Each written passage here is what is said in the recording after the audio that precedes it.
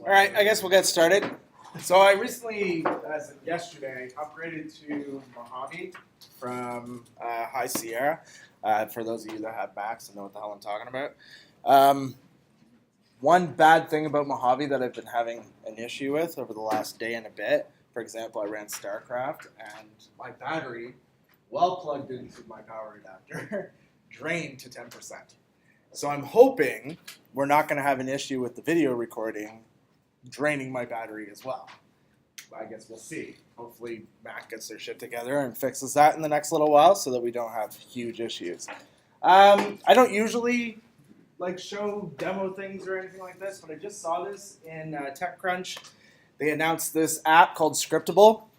The cool thing about it, it allows you to automate iOS devices just using JavaScript, the thing you guys are learning. And it looks pretty simple. There's already native frameworks built into iOS, and this allows you to hijack them and then use them to build automated tasks directly on your phone or on your tablet if you have an iOS device.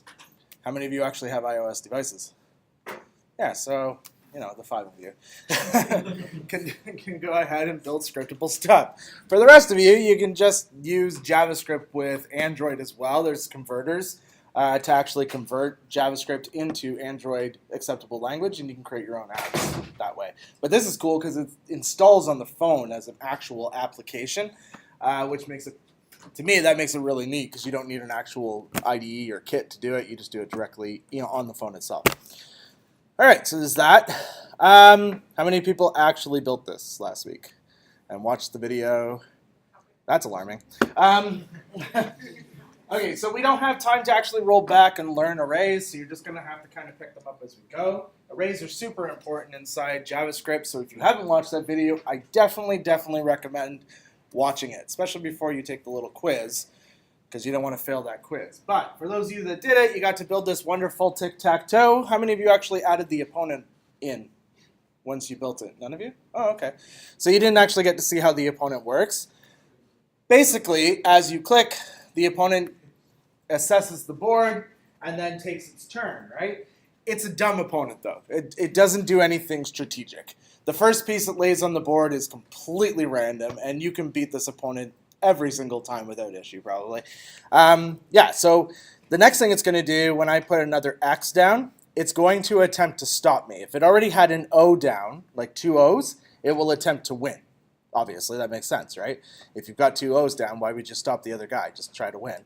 So if I put my X down, sure enough, it puts down its piece to try to stop or to stop me. But if I then put a piece up here, it's going to ignore this spot and complete its win. So that code is sitting in GitHub under week 3. Go ahead and feel free to download it and then apply it to your tic-tac-toe. If you want to take your tic-tac-toe a little further, assess it and see if you can build some way for it to strategize so that it's not just randomly putting pieces anywhere. It actually attempts to try a strategy to beat you. Anyways, for the 4 of you that did it, that's that. All right, today we're going to learn conditions and loops, conditionals and loops. Conditionals are like if statements, switch statements, ternaries, inline conditions. Is it you guys? We did the inline condition last week with the or separator between the two values. I'm assuming by the complete sea of dead faces that no, probably not. Okay, well, we're going to talk about that a little bit today. We're also going to talk about loops. Now, syntax for these things are pretty similar for the most part to what you're used to anyways.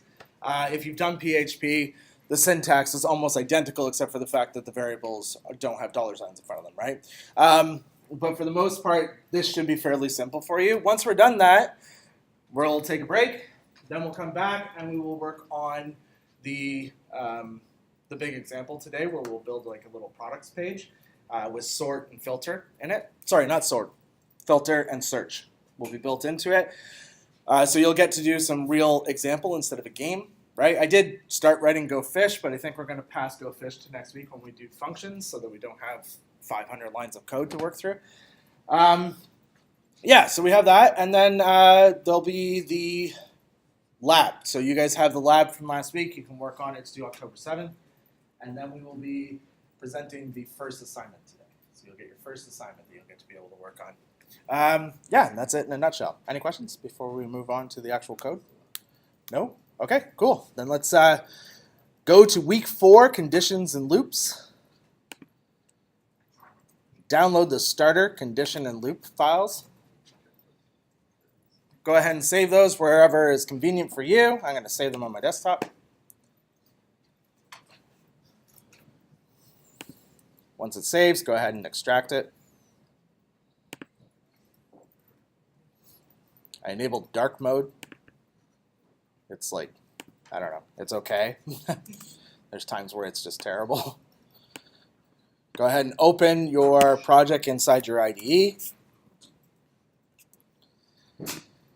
And then make sure you open up the page in your browser.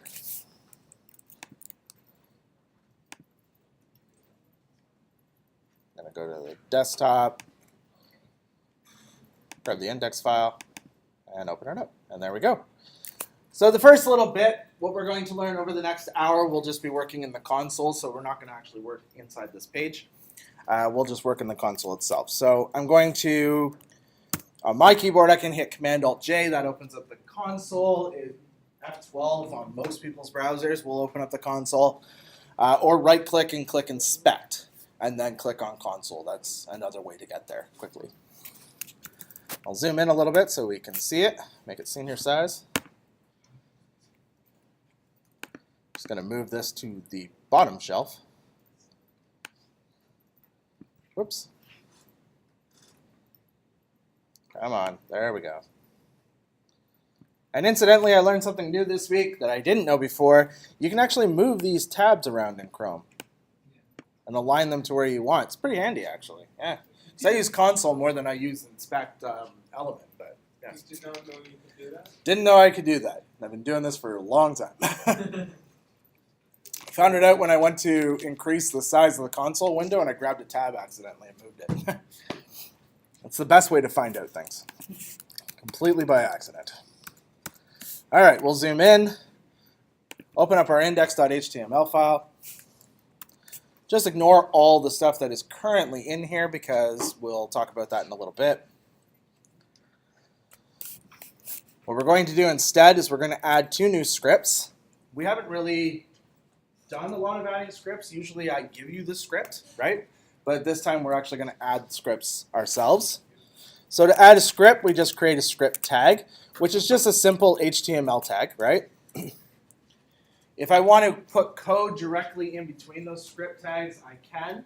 But generally we don't do that. We like to create an external file and put our scripts in the external file, right? Just to keep our JavaScript out of our HTML code, right? So in order to do that, I have to provide it the attribute source. And then in here, all I have to do is type the name of the file that I'm going to work with. And the name of the file I'm going to work with is called conditional syntax.js.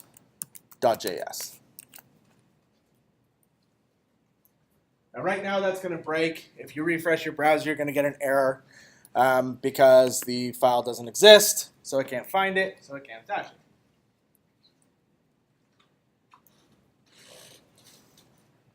To fix that issue, all we have to do is go ahead and open up our sidebar, right-click on inside your sidebar and whatever IDE you're working in, create a new file, and call it conditional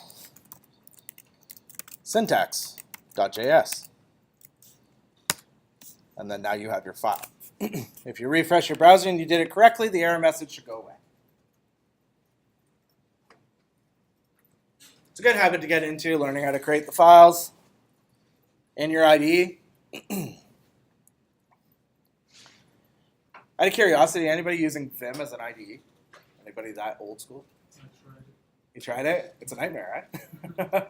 Yeah. You can get Vim to do some really cool stuff, and if you learn it, it's very powerful and very fast. But yeah, it's difficult. Yeah, mate. Sorry, can you go through the steps of iterating? Sure. Yeah. So under index.html, we created, I'm just going to make this a little bigger. We created a new script tag with the words conditional syntax in here, .js. That's our file name. Yep. Then, if you're in Sublime, but I think this works in Visual Studio as well, if you right-click on your project folder, you should be able to create new file. there should be an option somewhere to create a new file.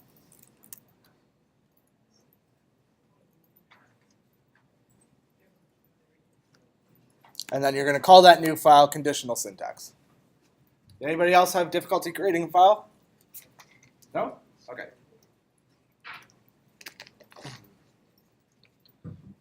I figure by semester 2, me hand-holding you through creating files and using my IDE and stuff like that, like the whole idea is you guys are becoming programmers, there's IDEs you're comfortable with.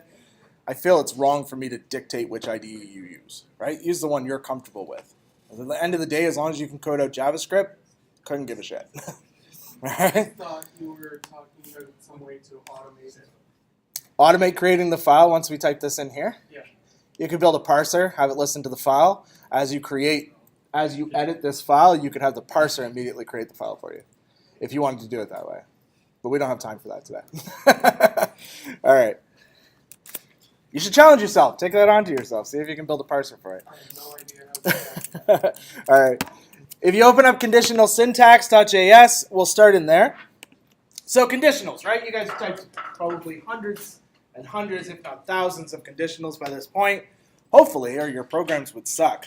They'd be very terrible, right? You need a way to directionally change where the user is going based on conditions, right? That's the whole point of a conditional, is to say our path now forks, right? There's more than one way to get to a location. There's more than one beverage to choose from. There's more than one product to select, right? And based on that, you need conditional statements in order to allow you to create these different pathways for the user. For life in general, right? You deal with conditionals all the time as you move about. So we're going to open up the conditionalsyntax.js. And the first conditional, you're all really familiar with it. We're going to type in step 1, the wonderful if condition. Probably the most common one you'll see, right? Let's create a variable to store some information in. I'm going to call it name. I'm going to put my name in there. You go ahead and put your name in there if you want. And you know what? Let's rip the Band-Aid off. I'm going to stop using semicolons from here on in. Because you don't need them. They're not required. You can continue to write JavaScript without semicolons thanks to ES5. So, don't want to use them? Don't use them. If you're the type of people that need semicolons because you need to know where that end of line is, then you can feel free to keep using them. But I'm ripping the Band-Aid off and I'm not using them anymore. All right. Let's write our first if condition. The first part of our if condition is the if keyword, right? That's actually a function, believe it or not.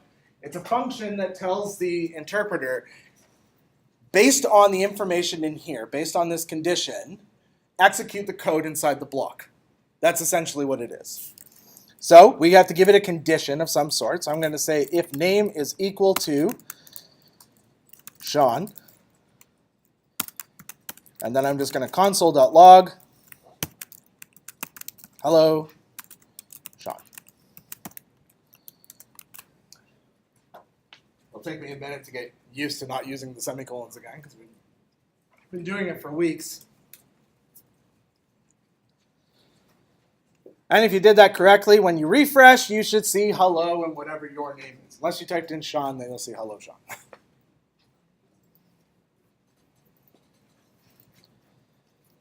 Anybody in here never seen an if condition before? Good. We're out to the races. All right, step 2. This is harder. If, else. Yeah. Else allows us, so if conditions basically stop us in our tracks, evaluate an expression, right, a condition of some sort, and then execute the code within its block. But often you have 2 paths that you want to take. One path is based on one condition, otherwise you may have a default path. The default path is the one that you usually wrap inside your else condition, right? So if that's the case, let's change the name to whatever name you want. I'm going to use the name Iterate. I'm going to write my condition. Name is equal to Iterate. Then I'm going to say console.log. hello Iterate. Otherwise, or else, my default condition. So if this if condition does not get met, it will execute anything in the else statement, right? That's your default. Yeah, mate. In the first if statement, if it is not Sean, then it wouldn't do anything, right? That's correct. It would literally read the conditional statement and then bypass it and move on. Yeah. All right, so then we're going to say console.log. I don't know you. Don't know. Oh, you see, I'm still using semicolons. It's hard to break the habit when you start doing it again. There we go. I'll get better towards the end of this class, I'm sure. All right. We have if. If is based on a condition, right? And we'll execute the block. Else is our default, right? It's the default thing that happens if the if condition is not met. But there are times, and they happen often, where you might have more than two paths that you want to be able to choose from, right? You might have two paths and then a default condition. In order to write more than one path and not have them execute one after the other, like for example, if we had name is equal to Bob, for example, if name is equal to Pete, then execute this condition.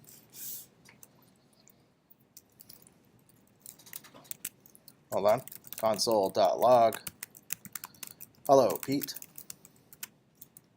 It's one of those names that feels like a funny name. I don't know why.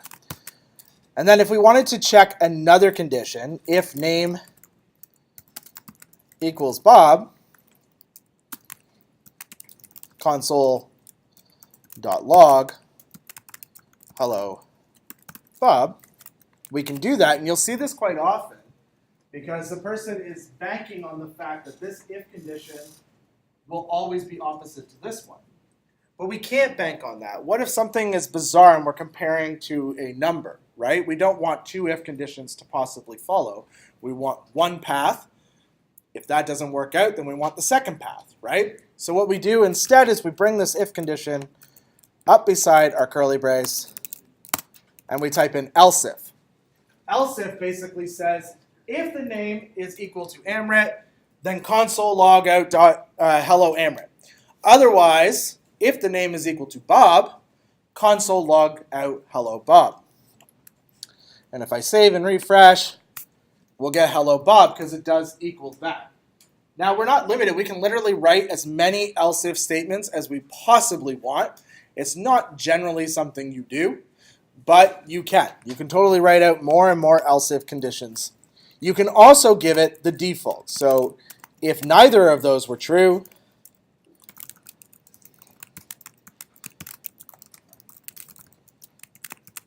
we can give an else condition, which is now a default condition, right? Pretty standard. You guys have probably written else if statements before, I'm sure. You've probably done this type of logic before. Hopefully. Hopefully you've done this logic before.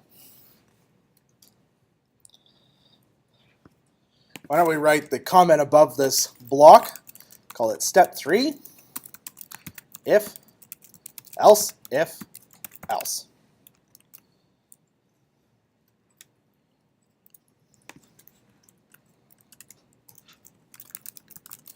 Step 4. We also have various operators. We talked about this 2 weeks ago.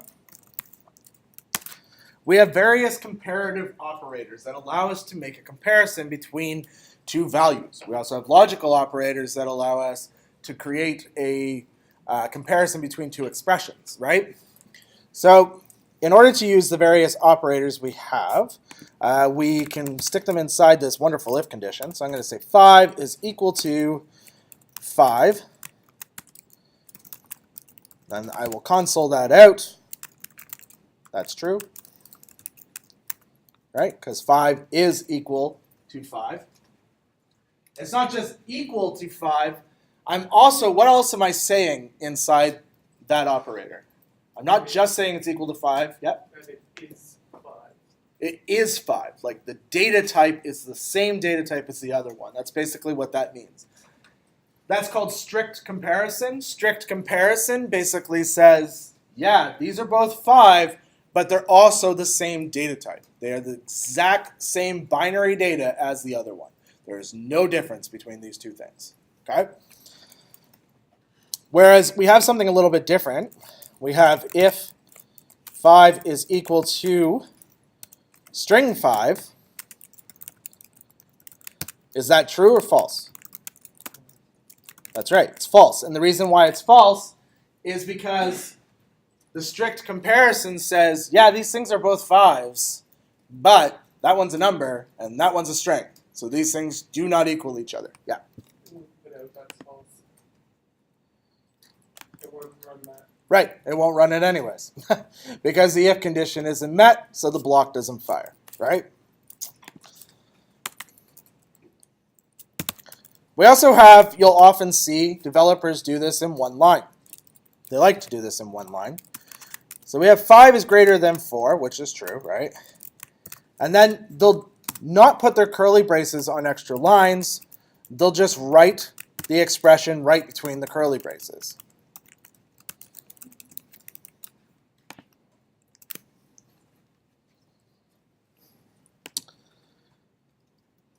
And we get that's true. It doesn't matter. JavaScript does not care. It only cares if we do the next thing that's really cool, which is dump the curly braces.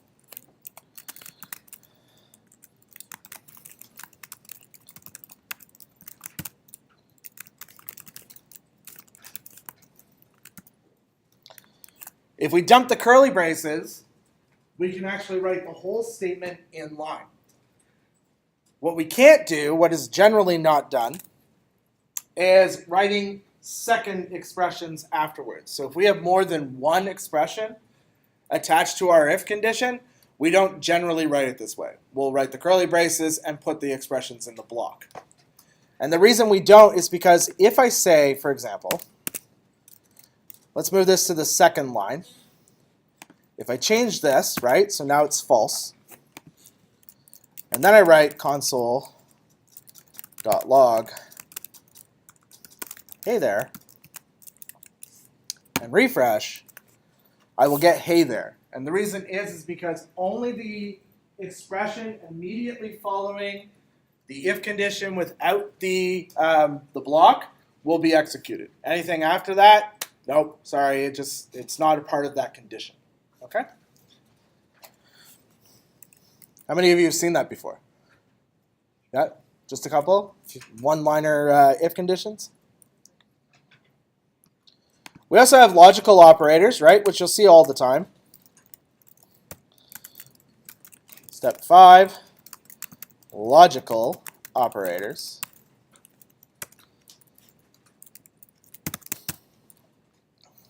Let's write a really annoying one.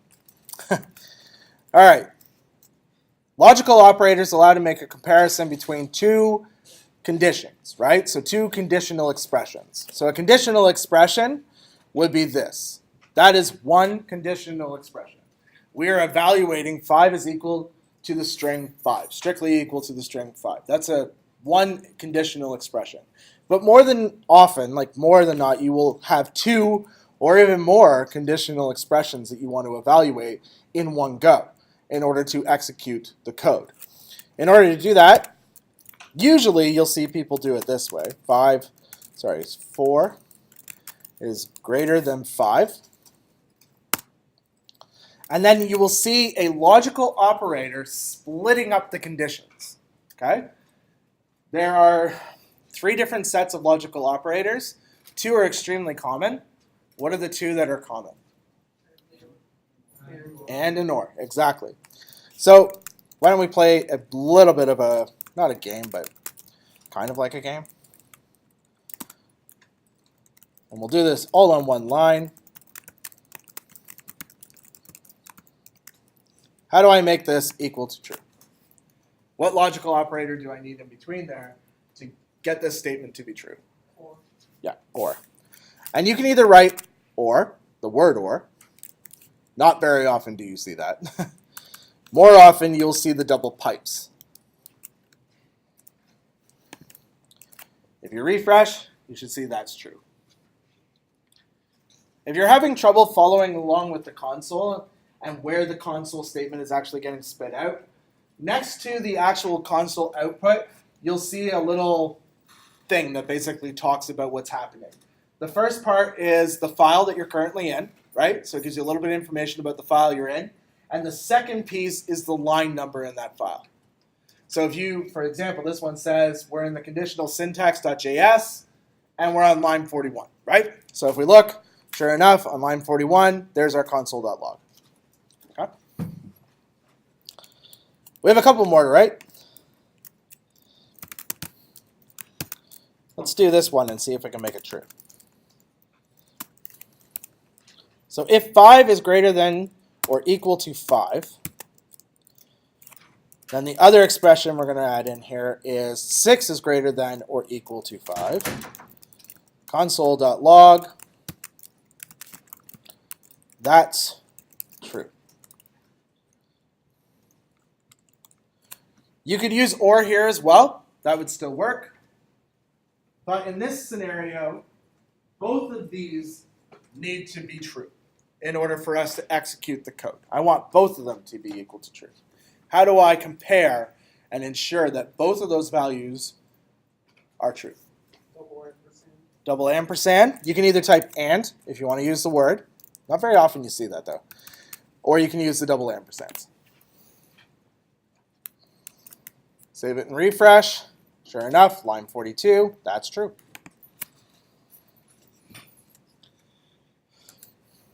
These conditional statements can get very complex and very, very long, right? You can wind up with ridiculous conditional statements that are, more than the word wrap on your screen and dumping to the next line.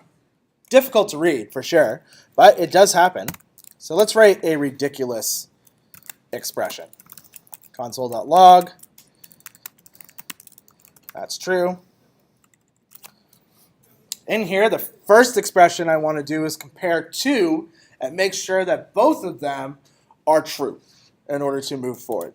So to do that, I'm first going to put in a set of brackets to encapsulate that particular expression. And if that expression is true, if it's not, then I'm only going to worry about this expression over here. And we just finished writing those. So let's write that one because that one's simple. 5 is less than 7. All right. Ooh, here's a challenge, I think.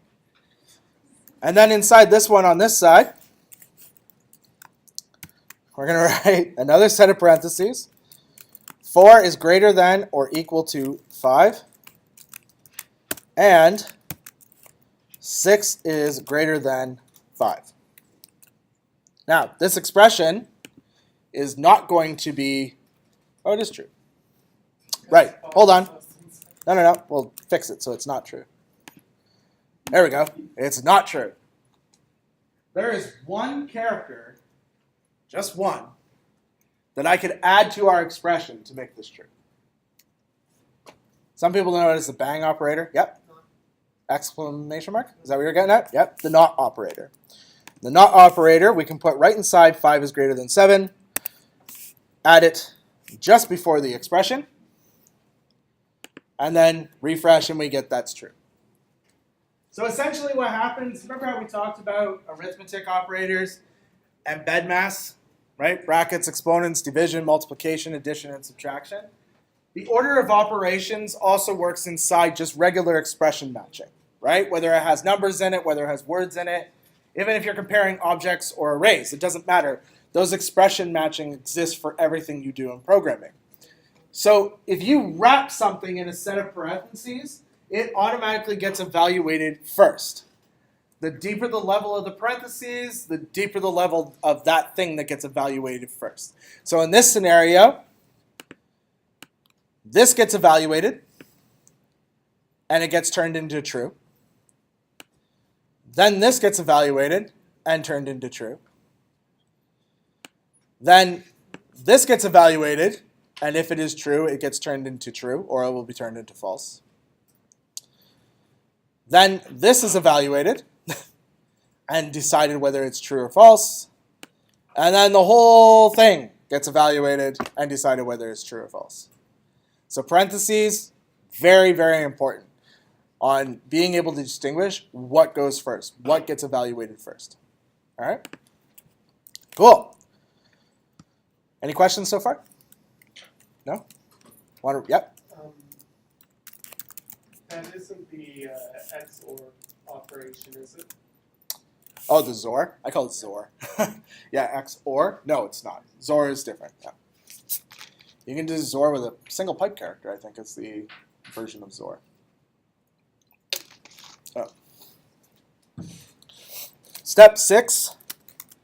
Everybody loves these because they're simple one-liners to do. Ternary statements.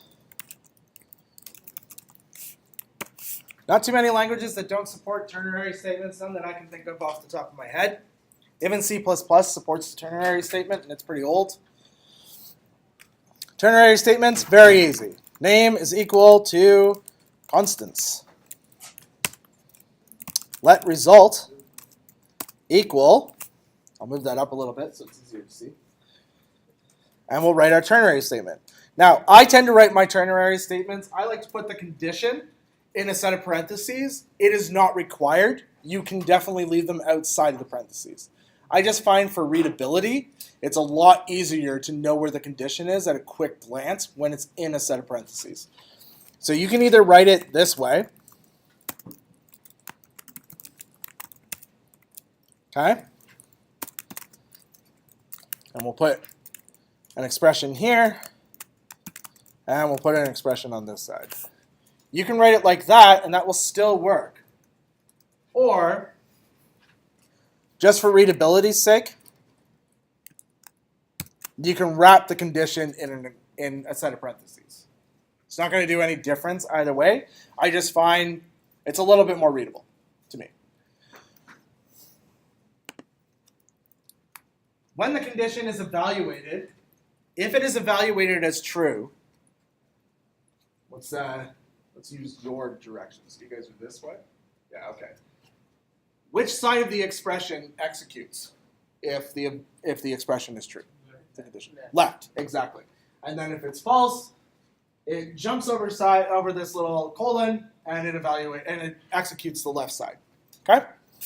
So let's write a right side. We'll do hi.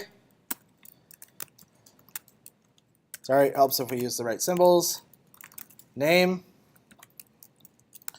And then on the other side, we'll write, I don't know you.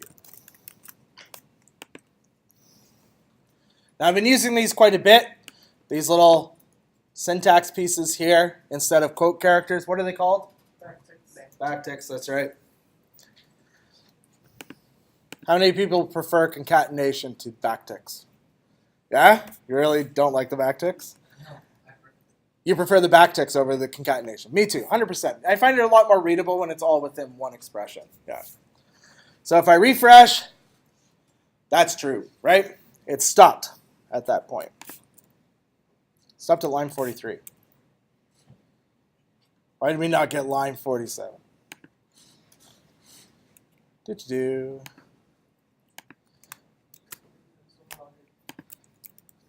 I have a funny feeling it's something to do with this expression that's euchering the rest of the expressions. Where are you looking? Oh, yeah, so it's doing exactly as intended. This is one of those scenarios where you want to blame the computer, but it is not the computer's fault. It was 100% yours. All right. There we go. Hi, Constance, or Connie. All right. Now, up above, we wrote if, else if, else. If we get into lots of statement checks so that we can define a path, is that the best syntactic structure to use if we have lots and lots of else ifs? Would you use else ifs or would you use something else? Yeah, switch. A switch is much better for that type of scenario. It's more readable. Switches are really cool because switches can perform multiple executions in a row. All you need to do is leave out the break statement, and it will evaluate each one. Switches in JavaScript become even cooler because, you know what? Better just to show you. I'll show you why they're cooler. All right, course, we may have very different opinions of what's cool. All right, let's do step 7. Whoops. Step 7. Switch with condition. And I'll explain. You're like, yeah, of course the switch has a condition. Like, why wouldn't it have the condition? But I'll explain in a second. Let's create the name. Make it equal to Iterate. And then we'll write the switch statement. Switch name. Cut. And what's happening here is no difference in the if condition, really. It's evaluating this particular thing, but it's evaluating it against something, against a case. We provide a case, and it evaluates it against the case. The issue with this particular scenario is we can only ever use one type of comparison operator. Switches only use one type of comparison operator. What is it? Is equal to. That's it. That is the only comparison operator it uses. When you evaluate name, it's literally checking to see if name is equal to whatever you define the case as. So you can't do a greater than check. You can't do a less than check. You have no other expressions available to you. In a lot of languages, that's true. In JavaScript, that is not true. In JavaScript, we can do something cool, but we'll show you in a second. Let's finish off this one first. Case, Sarah.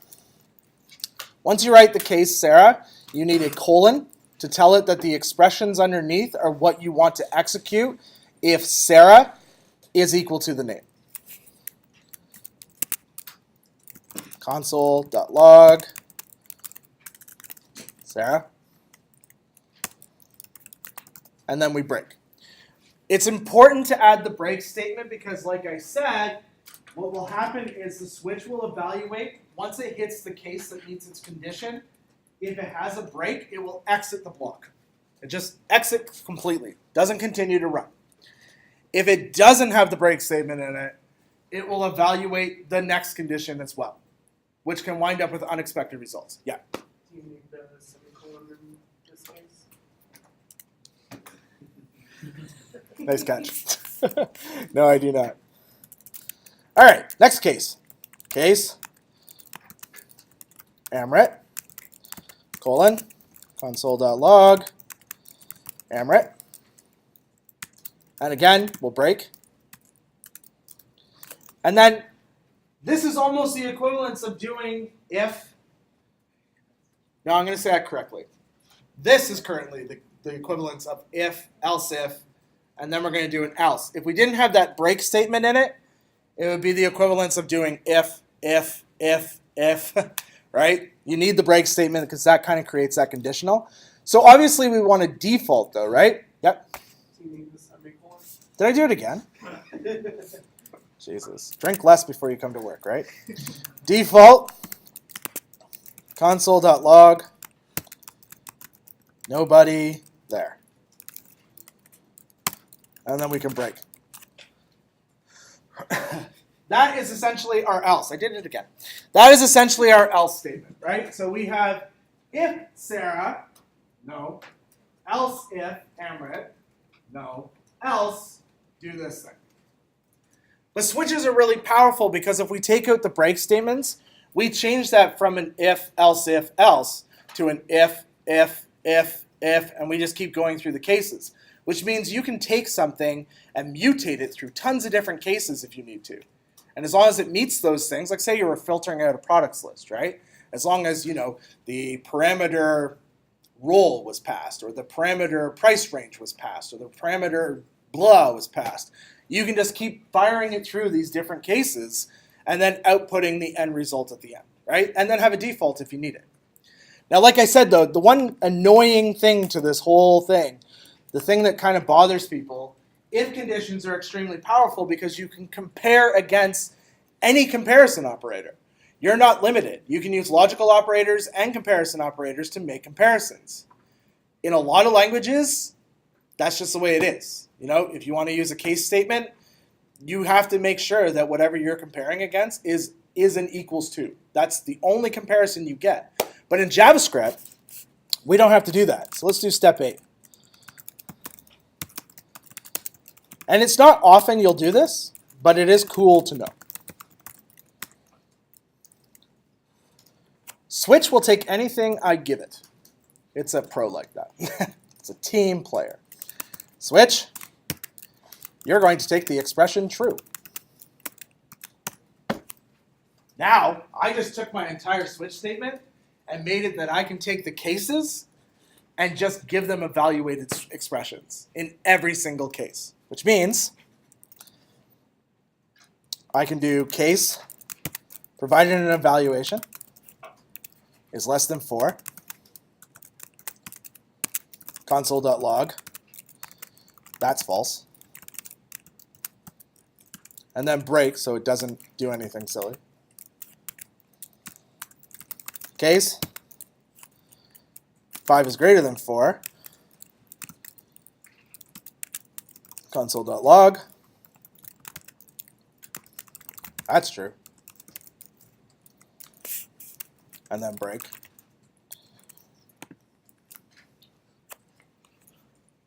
So now I'm able to take my conditional expressions and provide them as the thing that we're evaluating against. It's still doing is equal to. It hasn't changed how it functions. Switch is still doing as intended. It's just, instead of evaluating a variable, it's evaluating against true, which allows us to literally just run conditions, and then as long as the condition is equal to the Boolean true, we're good to go. That's a very cool structure to know. It does come in handy, and it's exactly when you need it. It's a wonderful thing to know. So if we refresh, we get Iterate, and we get that's true from our switch statements. How many people knew about the switch true already? No? You can also do switch false. You can do switch conditional statement. You can do whatever you want, right? It's common in Swift. What's that? It's common in Swift. Is it common to do switch true? Or switch conditional? Swift, the liquid Swift, the case. Oh, yes. Yeah, for sure. Ruby uses when. So the whole switch statement is actually called case, and then you give it whens. So when this thing occurs, do this. The only problem with Ruby's version of when, there's no break. So you can't just run through a case statement and execute multiple things like you can in JavaScript. I would have to say the switch statement in JavaScript, for me, is probably one of the more powerful statements that are out there. It's very, very usable. All right, we also have inline comparative statements. We did this last week, and it added to a bit of confusion, so we're going to do it again because I feel like they're extremely powerful and worth knowing. Step 9, inline comparative statements. So we're going to create two variables, let result and let variable. Actually, yeah, we've already defined result. We're going to call it result2. Then we're going to do result is equal to variable or, that's not an or, that's an or, this side. Console.log helps if we write things correctly, result2.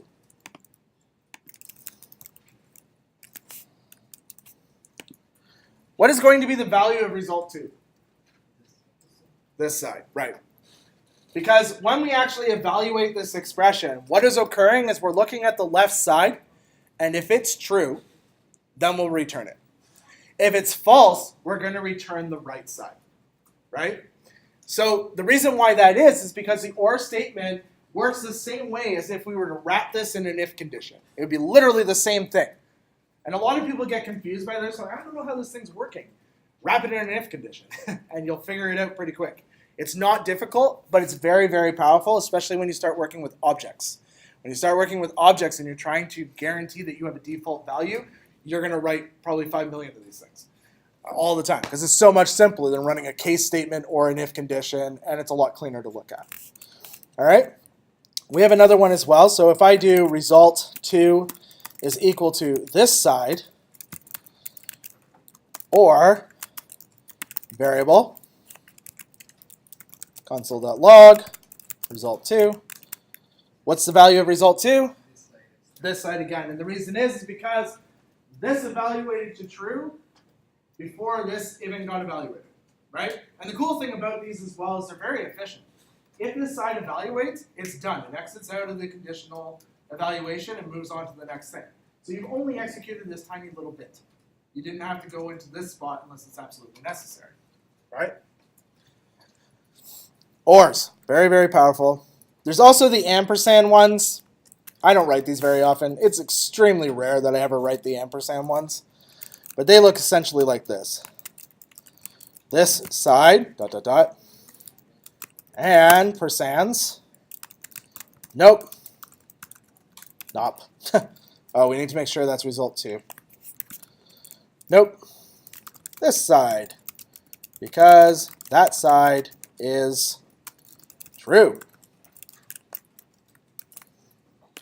The way this one works, if we console.log it, console.log result 2, and we'll refresh. The way this one works is if the left side is true and the right side is true, it will return the right. Always the right. You'll never get the left. So if you need either the left or the right, then you need to use an OR statement in between.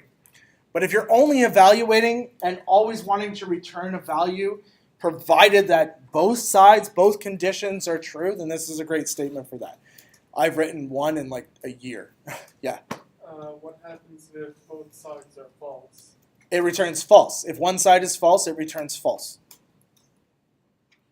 If the left side is false, it returns false. If the right side is false, it returns false. Both sides have to be true. But for the OR operators. If both sides are false, it'll return false. Yeah. We'll write one more. Result 2 equals neither. Is it N-E-I-T-H-E-R? Yeah. Neither side. Ampersand. False. Console.log. Result 2. And if we refresh, we just get back false, right? And it wouldn't matter which side we put that on. If either one of these sides is false, the whole expression's false, and you get back false. That's it. Again, like I said, it's one of those things I don't use often. Some people use them more often, but I've written maybe one in a year, and I can't even remember why. Something to do with dates, I think. I want to say it. Something to do with date ranges or something is the reason why I did it. I don't remember. All right, that's conditional syntax. How many say that was new to them? A few of you? Cool.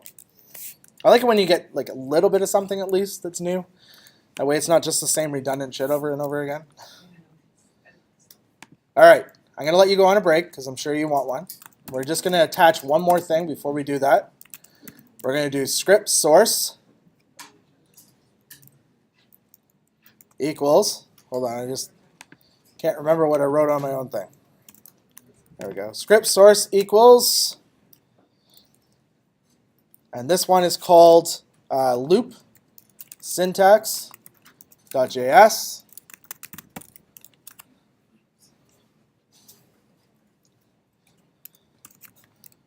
And then we just have to make sure we add the file. And that is loop syntax.js. And once you're done that, let's take 15, and we'll meet back here at 5:05.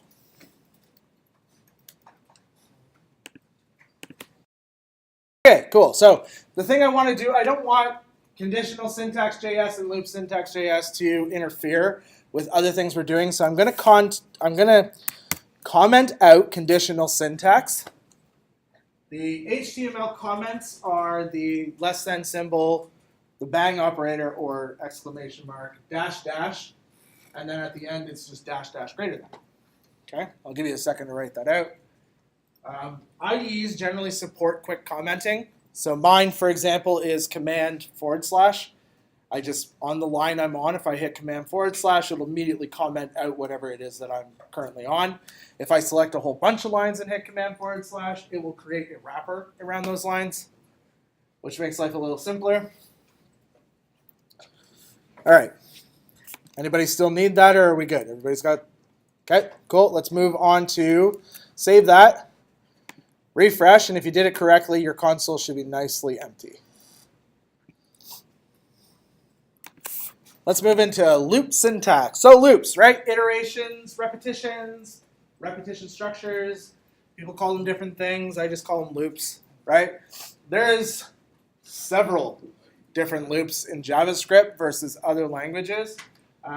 Many languages like C++, for example, C++ supports the for loop, the while loop, the do while loop, and recursion, and that's it. If you want anything other than that, you have to load in libraries. And then the libraries will give you for each. They'll give you, there's another one too, actually. There's one for iterating through objects. There's a few other ones. But you have to load in libraries to get those things. PHP, you get for each. I don't know about Java. Do you have a for each in Java to iterate through an array? Oh, okay, yeah. So the stream gives you the for each, which is cool. So JavaScript has tons of iterators. Like there's so many in JavaScript because we have little functions that also do iterations for us. They do extra duty, but they also do iterations. We're going to look at the most basic iterator that you are probably most familiar with.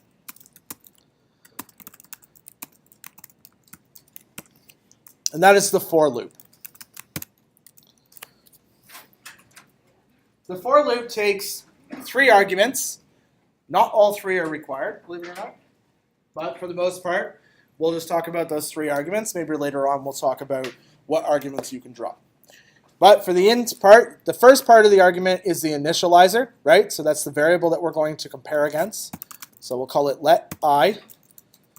And we're going to give it a value, okay? Because we can't leave it as undefined. In other words, our comparison won't work, right? So the first argument we give it is the initializer. The second argument we give it is the comparison expression. So for let I equal 0, I is less than 10. I love let. Let makes everything sound like Shakespeare. For let I equal 0, right? Just, I don't know. And then we need an iterator, right? Some way to iterate or decrement. You can either iterate or decrement. It's totally up to you. We're going to use I plus plus. So we're initializing a value, and it's block scoped, right? When we use let, that's block scoped. That means that variable is only available within those curly braces. Yay. And we can use let I as many times as we want. We have a comparison, I versus 10, right? I is less than 10. And then we have our iterator, or decrementer if you want to use decrementation. And it's I plus plus. Then we just output whatever it is we want to do. We write our expressions in here. This expression is going to iterate how many times? How many times will this run? 10 times. Yep, 10 times. I'm going to use the wonderful dirty backticks, string interpolation.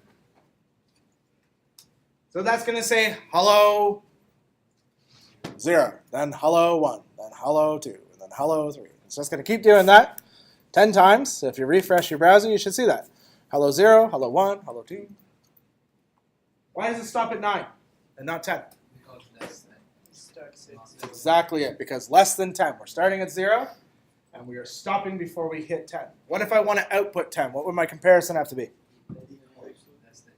That's right, less than or equal to 10. We can also define this outside. We don't need to have the initializer inside. Sometimes you want the initializer defined outside. Can happen, right? So we could do let j equal 10 for, we only need to pass j. J is greater than 0. And then we'll decrement this time. Minus minus j. You can also do j minus minus. It's totally up to you.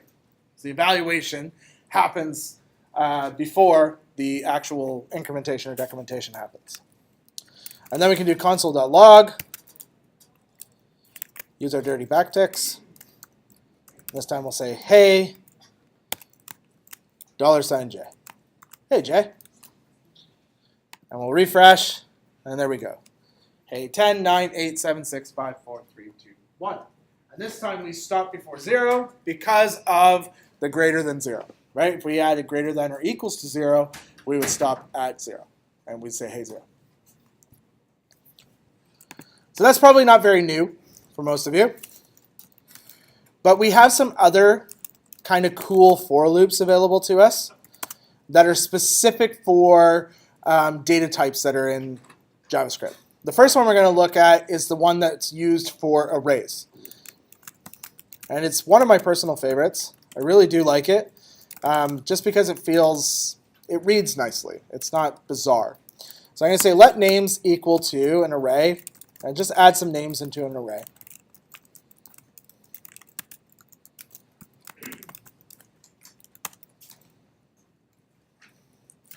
And then if I want to iterate through these, I can do it in two different ways. The one way I can do it, which feels disgusting and gross after you learn the better way, looks like this. So let I equal 0 if names.length is, if I is less than names.length, then I++. Then we just console.log out name, provided the index reference. And what that will do is iterate through our names list, right? It's actually not, it's just iterating through the numbers, right? It's just doing a set number of iterations. It's functioning like any normal for loop. This is the way everybody did it for the longest time. And then we got some new methods available to us.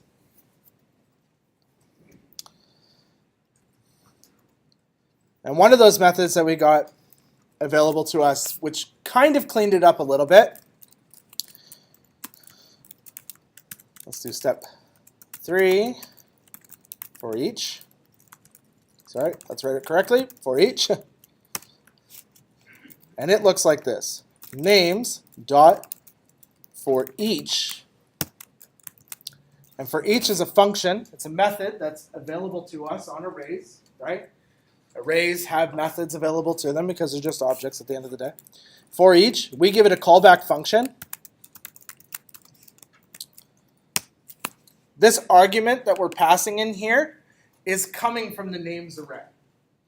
It's basically on each iteration, the iterator for each says, okay, hold the phone, we're going to fire off this function.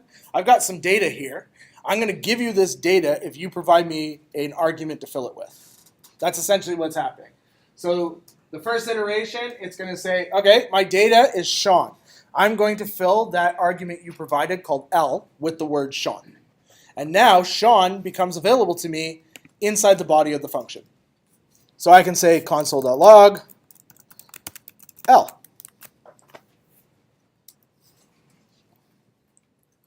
And if I refresh, the first loop gave me 4 undefined.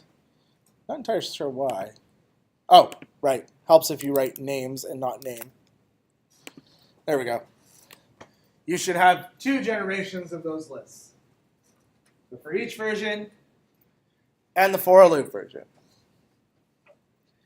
Now that's fine, but I don't really like statements like this so much. Like if I'm going to provide a callback function, I want to do a whole bunch of stuff in it. There's a reason why I want to use it. This is not really a good use of this. Like this is not something that I would use. So I really like the newer version. So step 4, the for of loop. I love this one. The for of loop is fantastic. It goes like this. For, create an initializer, let name, right? Makes sense. I'm going to iterate through names. So I'm going to create a throwaway variable or an initializer, whatever you want to call it. I kind of like throwaway variable because once it's done, it's done. I'm not going to use it again. Of, and then on the other side of, I just pass it the array. So I'm going to pass it names. Names, not name. Thank you, autocorrect.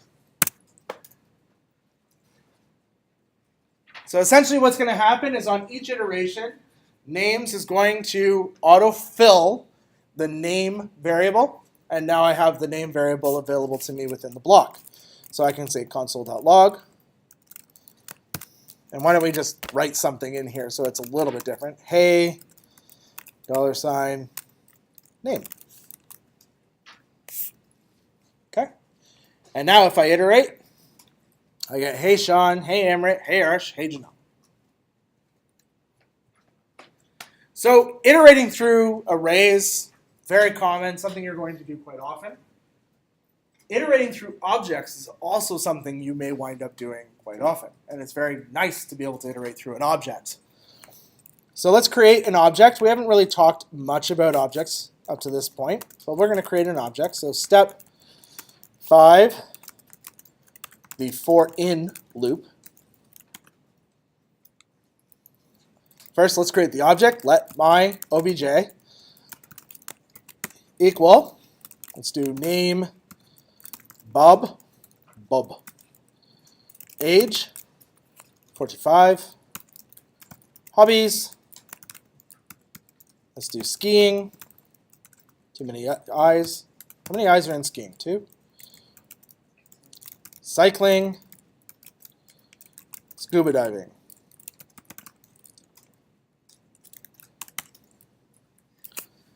Now the iteration of the for in loop is a little different than what people are expecting because they think as they loop through, they're going to get back the value of each key. But that's unfortunately not what happens. You actually get the key back.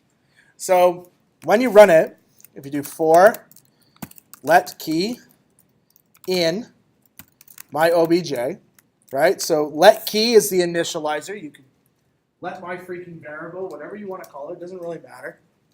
Right? As long as you have this keyword in. That tells the interpreter that we're actually iterating through an object. Key is literally going to be each key inside our object. So key 1 will be name, then age, and then we have hobbies. If we want to output, and there are 2 different ways we could actually have initialized this. We could have used destructuring, but that's a little bit more advanced. We'll talk about that in a minute. If we want to output the value that's in key, we have to call my obj and pass it key as an index.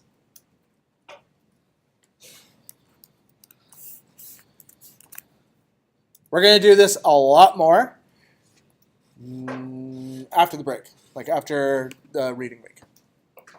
Now if you refresh, we get Bob, we get 45, and we get our array with the 3 values. So that's for of and for in. We've looked at for each.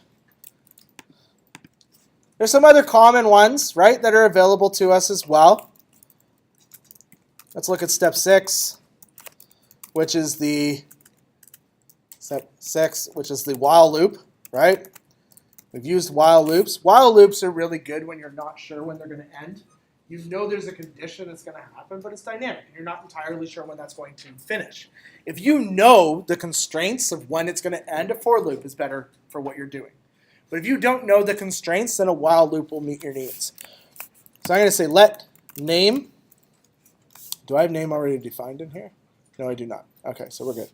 Let name, and we'll run a while loop, and the while loop takes a condition, almost the same as an if condition. Actually, it is the same as an if condition. We just pass a condition. And what the while loop's going to do is it's going to check and evaluate the condition. If the condition is true, just like the if condition, it will execute the block that's inside of it. If it's not true, it's going to skip on by. It'll be done. It will exit the while loop.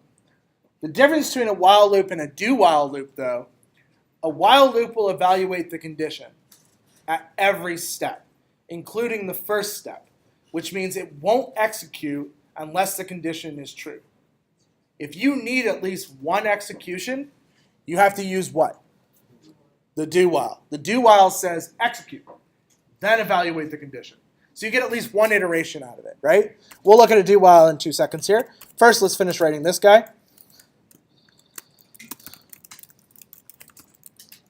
Basically, what we're going to do is we're going to evaluate to see if name is set, right? Right now, name is false, correct? Because name is undefined. We haven't actually defined it yet. So in JavaScript world, that is false. It is not good, right? So we're checking to see if name is false or undefined or null or 0 or whatever. And then or if name.length is equal to 0, which means they didn't enter a name. Okay? So now we need to get the name. We're going to use a handy little method that's built into JavaScript called prompt. And we're going to say, what is your name? And prompt's kind of cool. Prompt will actually load up in the browser. So when you refresh your browser, it's going to come up with a little alert, and it's going to ask you for your name. You fill in your name. The value that you fill in will then be assigned to the name variable. Then the condition is going to check to see if it's true. If it's true or contains something, it will exit the iterations and move on with its life. Okay? So let me show you how that works. If we refresh, what is your name? It's going to say Sean. If I hit OK, everything's fine. We didn't loop again. If I refresh again and don't enter anything, just hit OK, see how it just keeps coming up? That's because the while loop keeps executing until something gets filled in here. Because this condition, name.length, keeps getting true. It's always equal to true, right? ASDF, one of the best test letters ever. ASDF, and then we load the rest of our page. You may want to comment that out. So it may get a bit annoying. Like I said, we also have the do while loop. Do while loop. And the do while loop differs from the while loop because it executes the information in here no matter what. So if I didn't want that while loop to execute, I could literally just go equals ASDF, like so. If I refresh, right, now we're breaking the condition. Notice the while loop didn't execute. We don't get our prompt, right? But with a do while loop, it executes no matter what and then evaluates. And the syntax for a do while loop is do. You pass it a block. Let, we'll call our variable go again, equal confirm. Confirm is another built-in JavaScript function that allows us to get a Boolean value from the user. Very, very handy function. Do you wish to loop again? You guys have likely seen confirm. Many web developers use it when you go to click delete and they want to check and not delete something in case you hit it accidentally, right?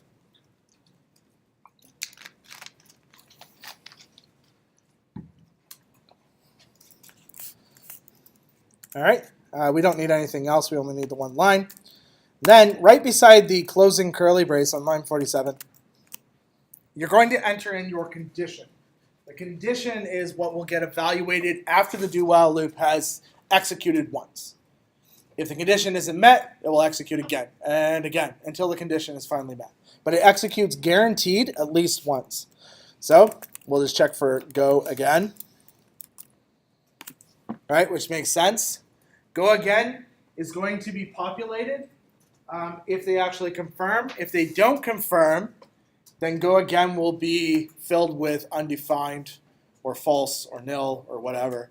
Either way, it will be a falsy value. So if I refresh, I get an unexpected token. I've done something goofy here. Oh, right, you need while in front of it. Sorry. That would be very helpful. Put while in front of it. Hence the name, do while, right? Then if you refresh, do you wish to loop again? Okay. Uncaught, go again is not defined. Yeah, we need to define it above, not within the loop, right? Remember how we talked about block scope? This is not in our loop, so we're going to have a problem with it. Let's try to refresh again. Do you wish to loop again? Okay. It exited.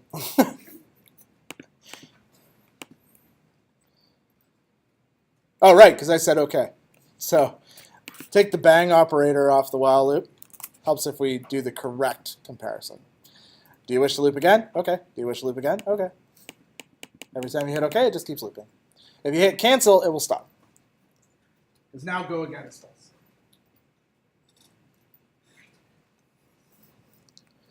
Let's go ahead and comment that one out for sure. Because that'll be annoying.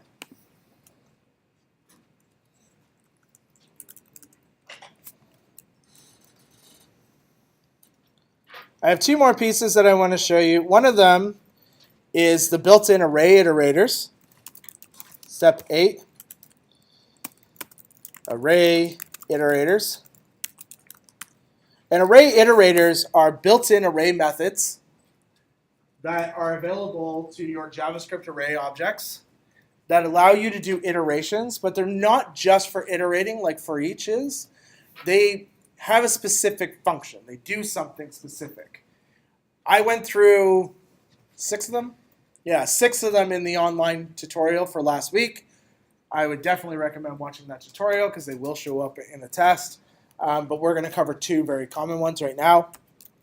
The first one that we're going to cover right now, first we need to actually create some arrays. So let's just create a test R, fill it with some values. I'm going to use 1, 2, 6, and 24. And then I'm going to create another empty variable called new R.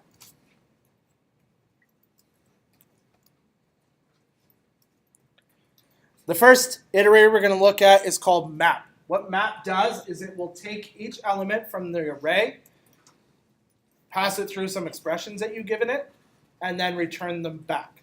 Now, if you want to mutate those expressions, you can. If you want to reject them, it's not going to matter. It'll just pass an empty element back to the array. There's a lot of different things that you can do. But map is very handy. So we're going to take new R. We're going to make it equal to test r.map. And map is one of these wonderful things that takes a callback function. The callback function gets a parameter, and just like for each, when map is executing, it passes the value of the current element into that function and fills that variable for you. So if I do function L, L is like my go-to. It doesn't have to be L. You know what? Let's call it something else. My freaking variable. That way it's a little easier for you to see what I'm doing. I find that new programmers tend to get hung up on words, right? So if we use something ludicrous like my freaking variable, then you know it's not a keyword built into JavaScript. All right. Now we can take my freaking variable, and we're going to return my freaking variable with plus equals 1. And what that's going to do is it's going to iterate through our array, and it's going to add 1 to each element.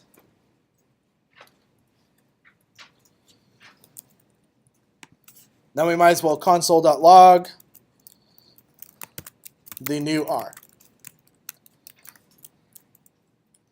And if we refresh, sure enough, our array is equal to 2, 3, 7, and 25. Incidentally, I don't know if I showed you this before. Console.log, you can actually give it a list of things to output. You don't have to just give it one. So if we wanted to see the original test R, all we would have to do is write comma test R inside the console log, refresh, and we can see both variables output at once. You don't have to write console log 25 times.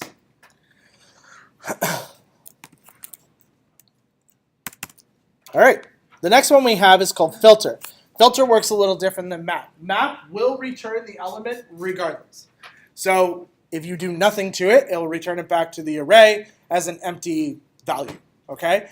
Either way, when you're done, you will wind up with 4 values in your array, whether they're empty, undefined, or whatever, you will get 4. Sometimes that's not what you want to do. You want to evaluate each one, and if it's not needed and you don't want to keep it, you want to dump it, right? In order to do that, you're going to run something called filter. Filter allows you to meet a condition. As long as the condition is true, whatever is in there will be returned back to the array. And I'll show you how that works. Let's take new R again. Make it equal to test R.filter this time. Filter takes a callback function. I'm going to call this one a new freaking variable.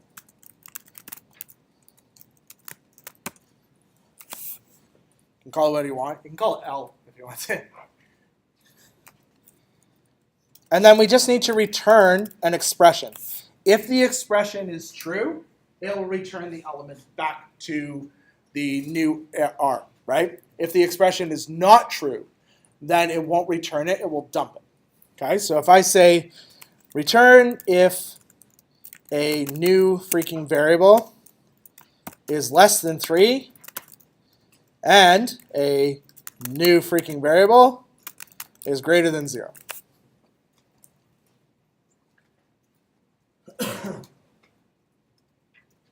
If you want this to be, yeah. Sure. So basically what happens is it's going to iterate through the test array. So it's going to iterate through 1, 2, 6, and 24. As it iterates through, it's going to pass each one of these elements into this variable. That becomes our placeholder, essentially. That variable now becomes available to us in the function. And what we're essentially doing is creating a comparison. If the comparison returns true, it will return the element back out. And then that will get stored in new R as an element. If it doesn't equal true, then it will return nothing. It's your way to basically reduce your array based on a condition, is how it works. So we're essentially saying a new freaking variable, and I'll wrap these in parentheses because it is a little easier to read when they are wrapped in parentheses. There we go. A new freaking variable is less than 3. So if we look at these, what two of these elements are less than 3? 1 and 2. Then the next expression says, a new freaking variable is greater than 0. Well, 1 and 2 are greater than 0, aren't they? So if we save this, our array, if we console.log it out, console.log new R, and refresh, sure enough, we get an array with just 1 and 2. Now it's important to understand as well, .map and .filter are not destructive. They're not destroying the original array, right? Not like pop or push or unshift or shift or what's the other one? Splice, right? Those are all destructive. They destroy your array. They break things inside your array. .map and .filter don't do that. That's why it's very important that if you need the result set, you have to capture it. You have to have that result set come back. And we can express that by if we, beside new R, if we add test R and refresh our panel, we can see that we still have the original values untouched inside the test R, right? But new R has been mutated, it's been changed. We have affected new R. Any questions about array iterators? No? All right.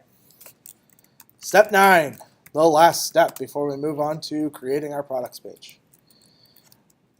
This is destructuring. I think every single week I'm going to provide an example of destructuring because destructuring is very helpful, extremely handy thing to know, but it is a bit to wrap your brain around. I'll show you the syntax of it.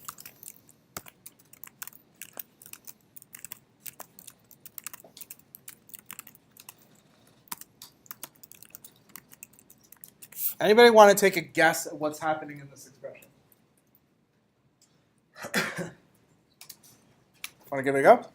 Yeah, it starts from the first array and goes on to the last element of the first array, then starts from the first element of the second, and so on and so forth. I think you're on the right track. It's essentially, just tell me if I've got what you're saying correctly.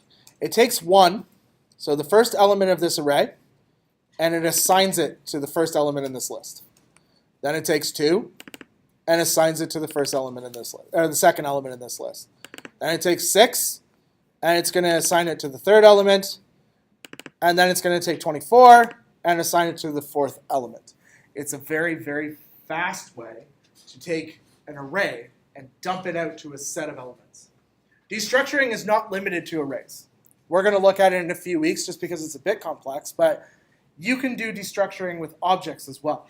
So if you have like products, for example, and you have multiple different types of products, and each one of those products has a bunch of different keys, like name, price, color, whatever, you can ship those out using destructuring into very handy variable names, right? And then use those variable names throughout what you're writing. Yeah?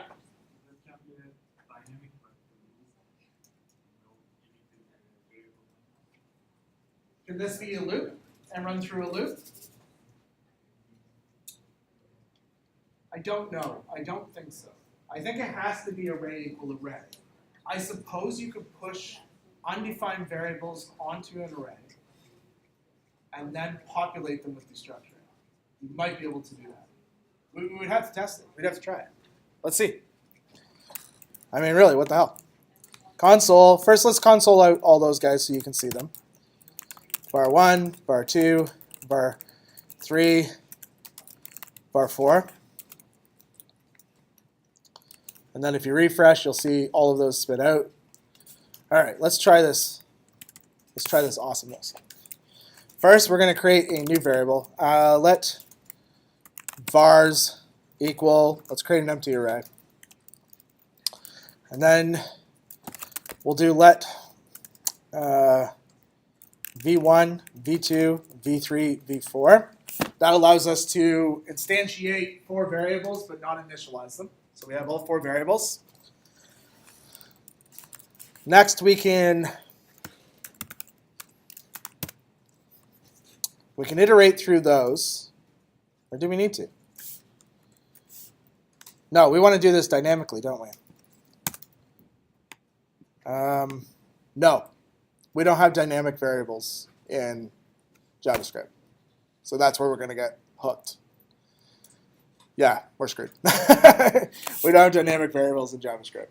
You do have dynamic variables in PHP, and PHP does have something that's very similar to this. Are you guys taking PHP this year at all or no? Yeah? Some of you are. So in PHP, they have something called list, and it does the same thing. But in PHP, you can create a variable, a dynamic variable, by using $, my var name, or whatever you want to call it. And that first $, says take whatever's after this and turn it into a variable name, which is kind of cool, very handy. It's one of the few languages that supports variables, but yeah, we would need variables to do it, destructuring. Cool. Any other questions before we move on to building the products page? No?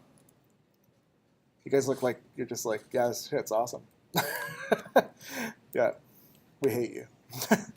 All right, let's comment out loop syntax so that it's not there. So I wanted to make sure we had lots and lots of products to work with. I'm going to lower my wonderful console window here. There we go. I wanted to make sure we had lots and lots of products to work with.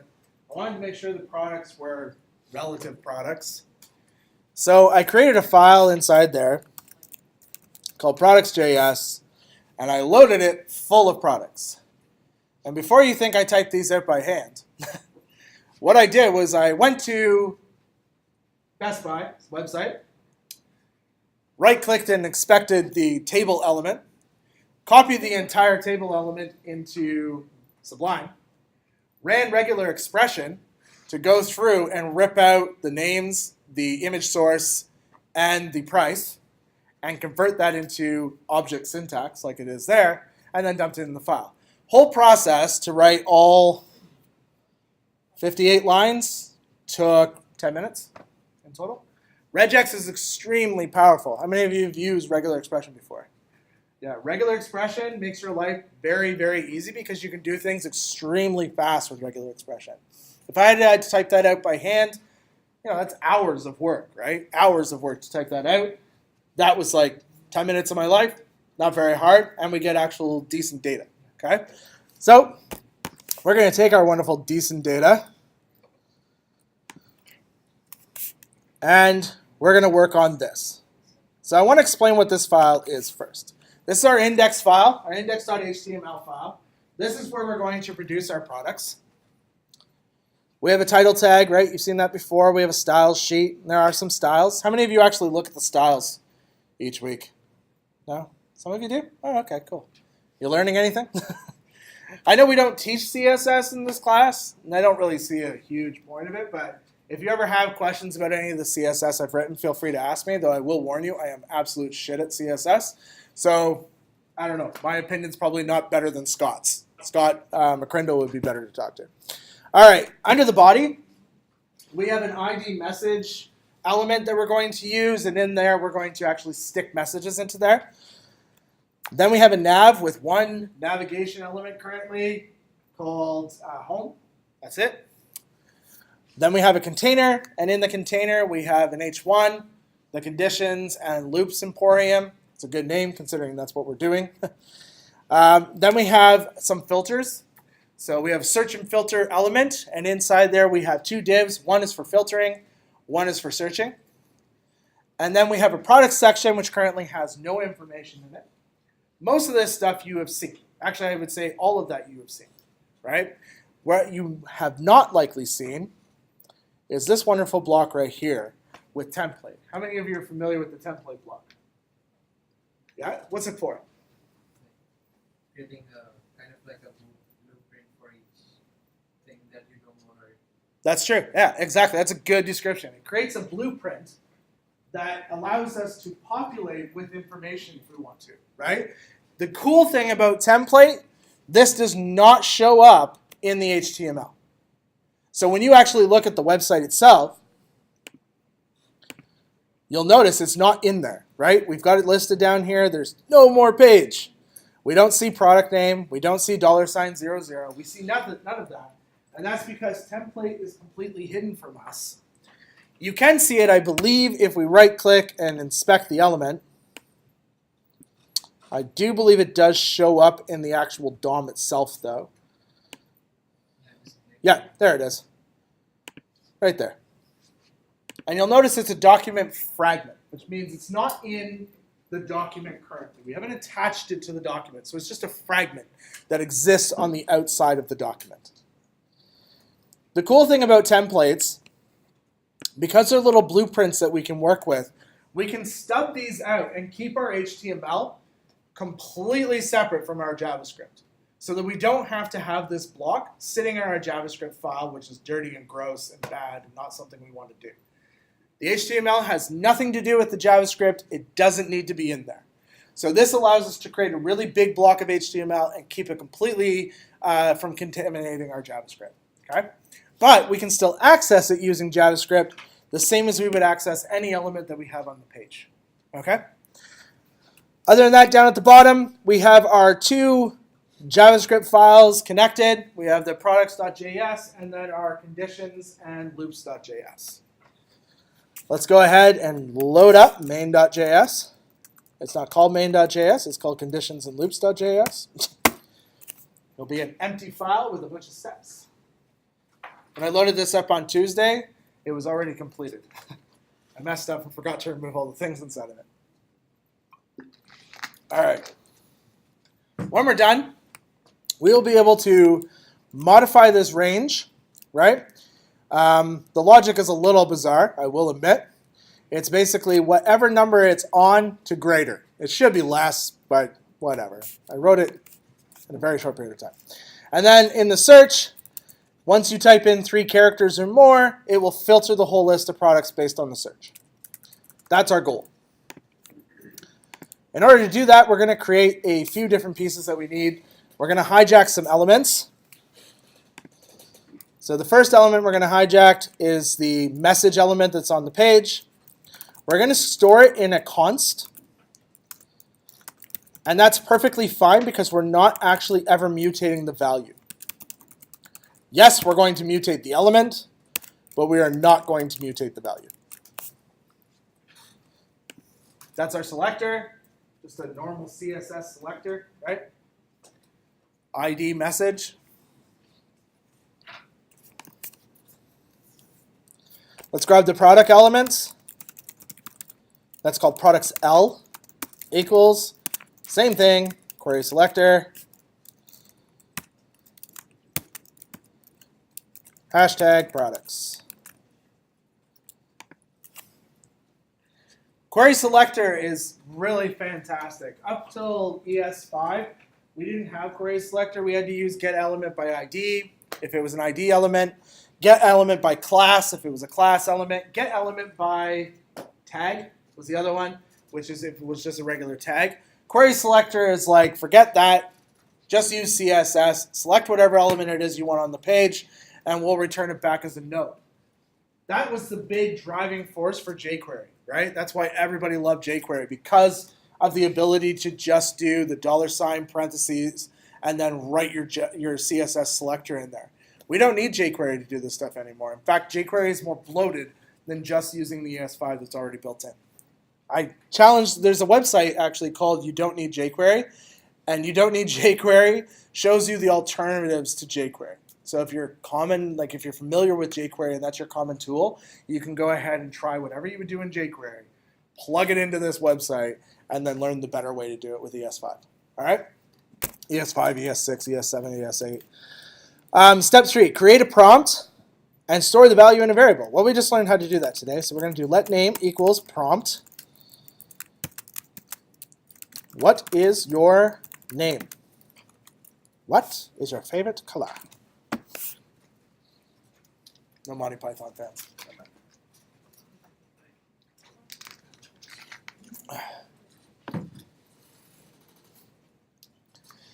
Check if the name is filled and greater than 0. So this is our first conditional that we're going to write.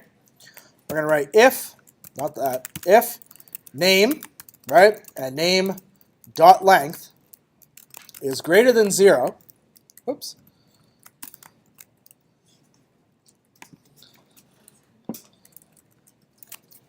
Then we're going to change the message content to hello name using string interpolation. How do I change the text? What is the property I want to access on message in order to change its text? Yeah, text content. Text content. We're going to use the dirty backticks so we can have our string interpolation. And we're just going to plug name right in there, not and me, name. There we go.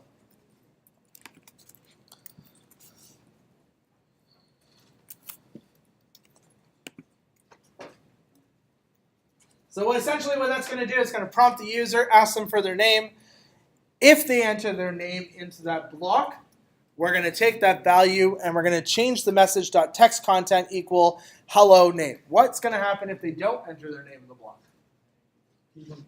We're just going to keep going on. We're going to ignore it and just move on. Next, we want to create a confirmation to confirm the user is here to shop, right? Because people love it when you ask them that. Let confirmation equal confirm, are you here to shop?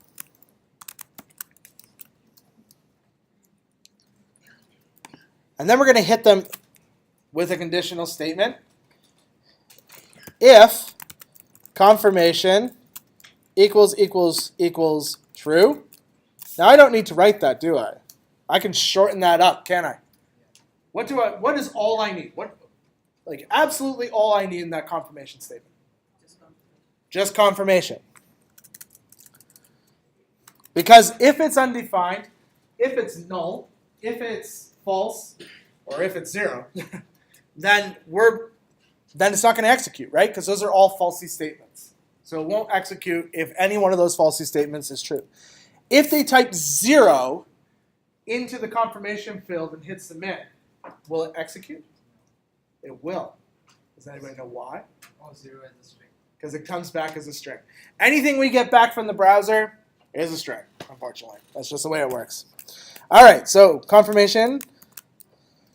We're going to have this wonderful curly brace here, so we're going to cut that out and stick it on line 27.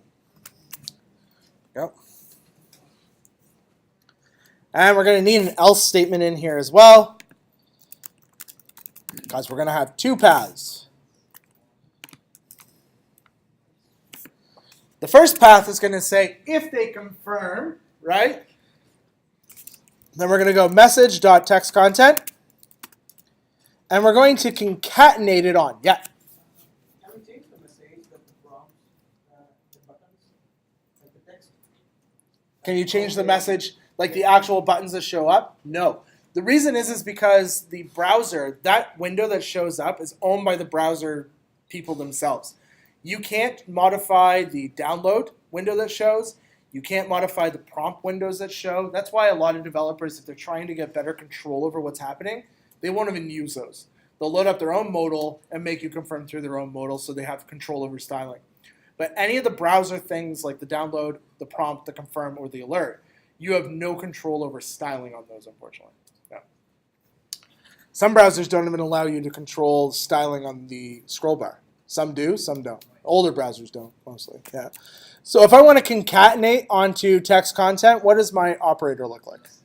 Plus equals, yeah. Welcome, actually /n, so it creates a nice space. Welcome to our shop, big spender. There we go. Step 4C, if they're not here to shop, condemn them to hell. Message.textContent plus equals /n. Cool beans, cheapskate.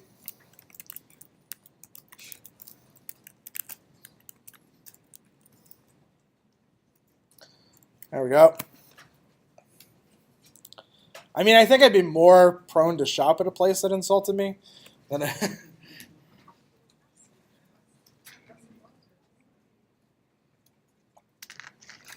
mean, why be passive aggressive? Just go for the throat. All right. Next, we're going to select and store the nav element. And the reason why is because we're going to actually populate some new navigation links to it. They're not going to work, but we're going to populate them. So const nav equals document dot. How do I select an element on the page? What's my method? Query selector. Yeah. What if I wanted to select all of the elements with that selector? Query selector all. We're going to grab nav ul. If you don't know what query selector all does, please watch week 3 on YouTube. I will know. It shows me how many people watch the video. Const nav items equals. What's that? Just want that ad. Dude, yeah, that's what I'm getting. From the 43 people that watch the video, I get huge bucks. All right. We're creating an array here called nav items, and we're just loading in a couple of things. Just the standards, our products, about us, and contact us. Nothing too grand.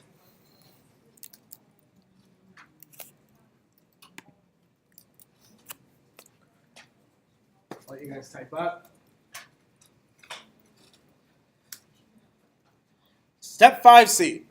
Using a for loop, iterate through the list. Well, we know how to do a for loop, right? If you want, challenge yourself and don't use this standard for loop. Use the for of loop. It should work. Let I equal 0. I is less than nav items dot length. Right? So it's going to iterate till it reaches the full length of the nav items. I plus plus. Let's try that again. I plus plus. Create your curly brace. And we'll just abandon the closing curly brace for now. We'll add it once we get to the bottom of our loop. How many times is this going to iterate?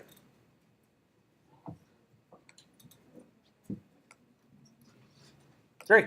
Yep, 3 times. All right, step 5D. Create and store an LI as a nav item. Well, let nav item equal document.create element. And create element is cool. It will actually create a document fragment for us, just like our template. All I have to do is just give it the tag name. As soon as I give it the tag name, it creates that element. So in this particular instance, I'm creating a list item. That's what LI stands for, in case you didn't know. It's a list item. Step 5E. Create and store an anchor element. So we're going to literally write the same code, except for this is going to be nav link equals document dot create element A for our anchor link.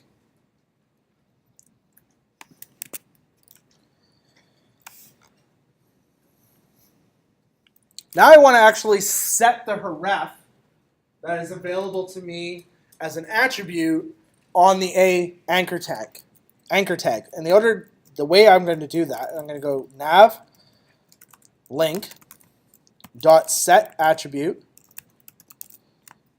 And set attribute is a method that's available to me on HTML elements that I've captured from the DOM. The first argument that it takes is the name of the attribute, which I'm going to call href, because that's my link. That's its name. And then the second I'm going to pass it is the value, which in this scenario we're just going to use hashtag. Right. Hashtag bless. Did somebody say no? All right. Next, we're going to get rid of the thingy. Okay. Set the text of the nav link to the nav item's value at this index of the loop. So nav link dot text content equals nav items, right? Because that's the name of our array. What do I pass it as an index in order to grab that particular thing? What is it? I, exactly. Our wonderful iterative, our iterator. Now, if you used for of loop, you wouldn't have to do that. You could just call whatever the variable name is, right? So you can see the benefits of for of versus a standard for loop with an iterator. Step 5H, using a single line if condition, check if the item is our products and add a class of active to it.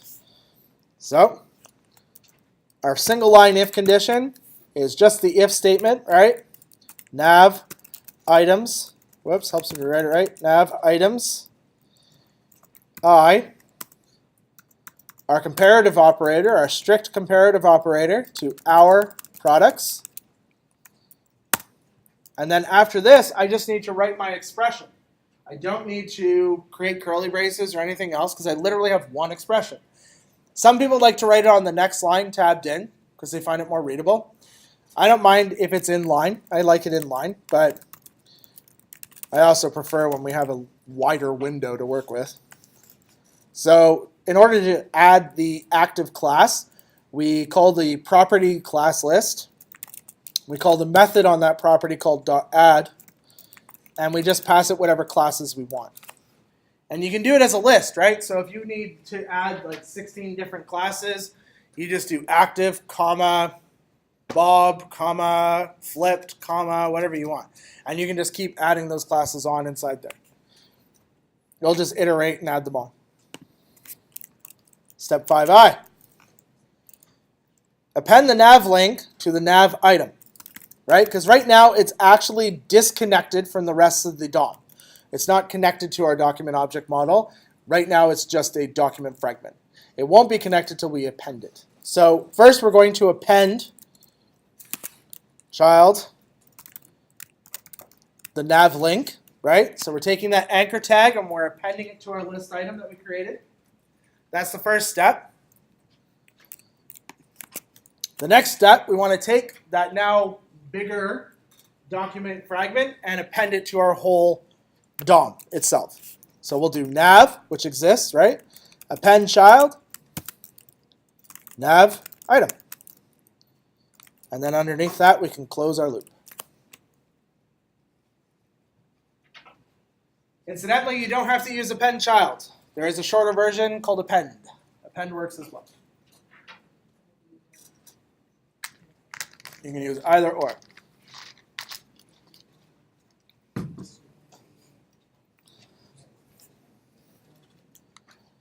Let's power through step 6. Step 6. We're going to create a function called output products. And the reason why we're creating it is because as we move our range or we type in a search, we're going to adjust the product list and reprint it to the screen. And we're going to just keep doing that. Each time as we adjust or move something, we're going to just reprint our products to the screen. A function allows us to do that code over and over again without needing to write the code over and over again, right? Everybody should know how to write a function. Everybody's probably written a function. You just need to learn the syntax for it. You know how it works, right? We're going to also give our function 2 parameters. But this might be a little different. How many of you have used default values in a function for parameters? No? Just one? Okay. So we're going to write a function that actually takes default parameters, which means if the person doesn't provide parameters to it, it will just use the defaults. If they do provide parameters, then it will use those instead. And the syntax for that looks like this. Function, output, products, then our parameter list, right? The first one is price equals null. And the second one is search equals empty. And essentially what's happening here is I've defined two parameters. The equal sign says this is its default value. So if we don't pass anything, if we call output products, which is empty parentheses, the default value of price will be null. The default value of search will be an empty string, right? If I provide a price, then the default value of search will just be empty, but now I'll have a price to work with. If I provide null as the price and then an actual search value, then I can work that way as well. The problem with this particular way of doing default values is I have to know the order they go in, right?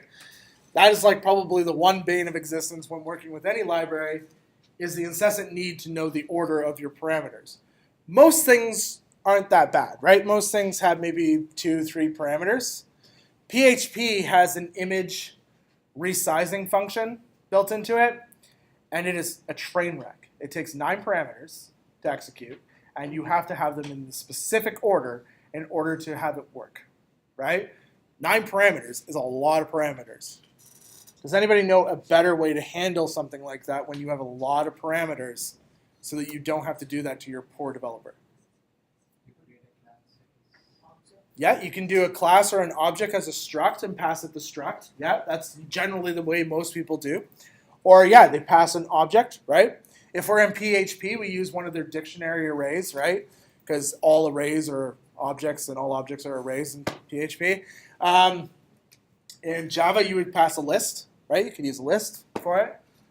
Or no, I don't think you can use. Can you use a dictionary in Java? It's a hash map. Yeah. Hash map. Yeah, that's a big one. Is the hash map. You can do the same thing inside C++. You can pass objects like all day long in order to do it. You usually create something called struct, which is like it's by default, it's public. Anyways, that's a better way than dealing with like a multitude of parameters that you're never going to remember the order in, especially if they have default values. That's where that or thing comes in handy. It's when you have default values. All right, moving on. Step 6b, clear the products element. Well, that's very easy. We haven't done this yet.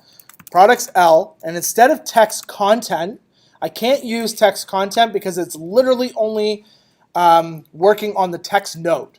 I need to actually deal with the whole HTML part of it. So I call inner HTML, all in capital letters, HTML, equals blank string.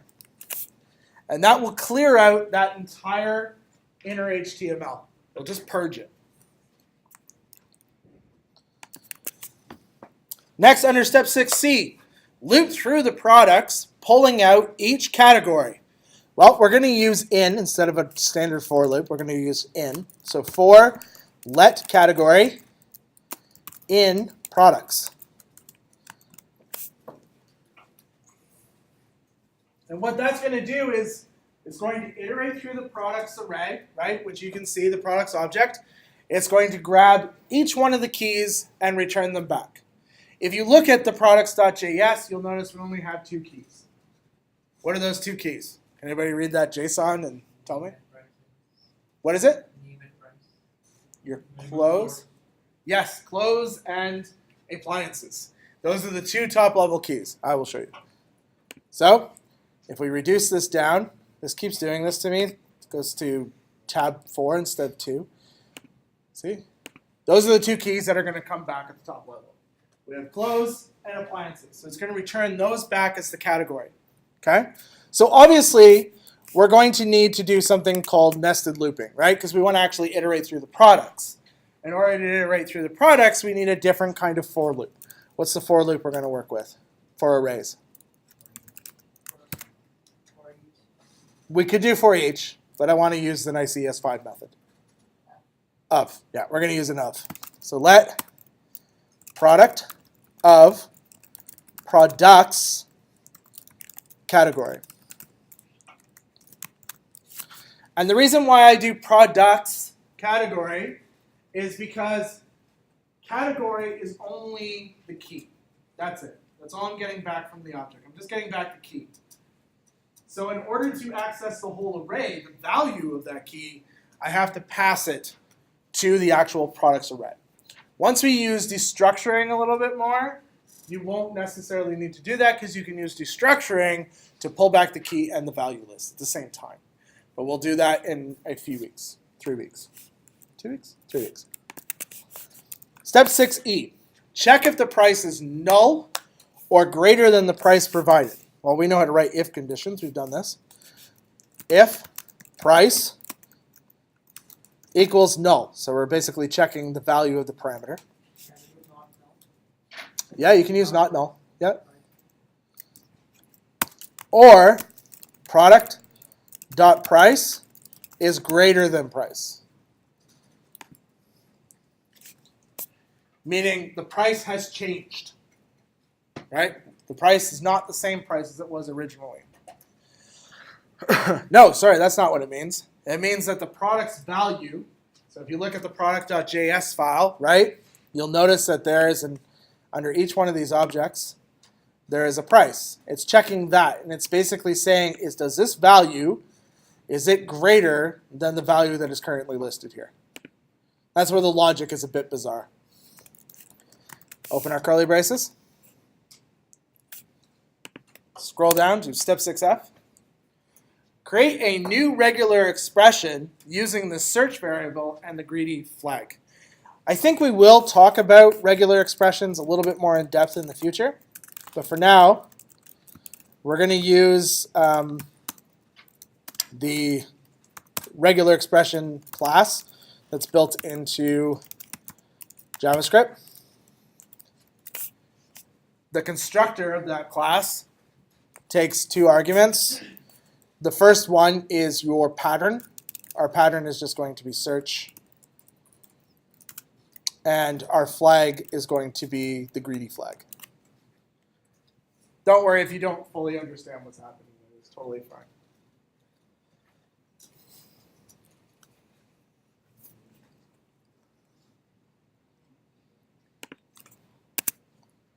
Step 6G. Check if the search term is empty or if there is a match by first changing the name to lowercase and comparing it to our regular expression. Because we are always working with different types of data and computers are the most literal things you'll ever meet in your life, right? Capital A is not the same. It does not equal lowercase a. Those things are not the same, right? Computer's not smart enough to interpret what you are trying to say. So generally, what's that? Unless you tell it to ignore capitalization. Yeah, so generally what we usually do is we take whatever the expressions are and we either bring them all up to uppercase or we bring them all down to lowercase. So when we create the comparison, we've normalized our data and it's easier to make that comparison between those two things. Or you could write a regular expression that is case insensitive that allows you to do the same thing as well. But for now, we're just going to lowercase our stuff just to make it nice and simple. We're going to say if search is strictly equal to an empty string, or, and this is a lot of typing, product.name, which is the property of product, right? The method to lowercase, and JavaScript can't spell. Lowercase is usually with 1 word, but for some reason in JavaScript it's 2 words, camel-cased. Lowercase, dot match, and inside the match you provide the search term. Bit of a mouthful, eh? And then your opening bracket.